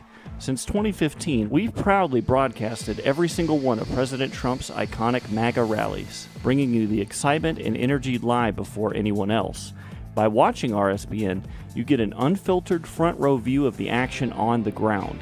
We interview the crowds to give a voice to millions of Americans just like you. We show you President Trump's speeches in their entirety, free from interruptions and censorship. We cover the stories that matter to you with the integrity and passion you deserve. Thank you for choosing RSBN as your home for America First News. Together, we stand strong, united, and informed. So join us and be part of the right side of history. Hey y'all, it's Silk from Diamond and Silk Chit Chat Live. Look, don't forget to watch my show right here at Right Side Broadcasting Network, and I want you to support Right Side Broadcasting Network. It's imperative that you do so, okay? Bye-bye.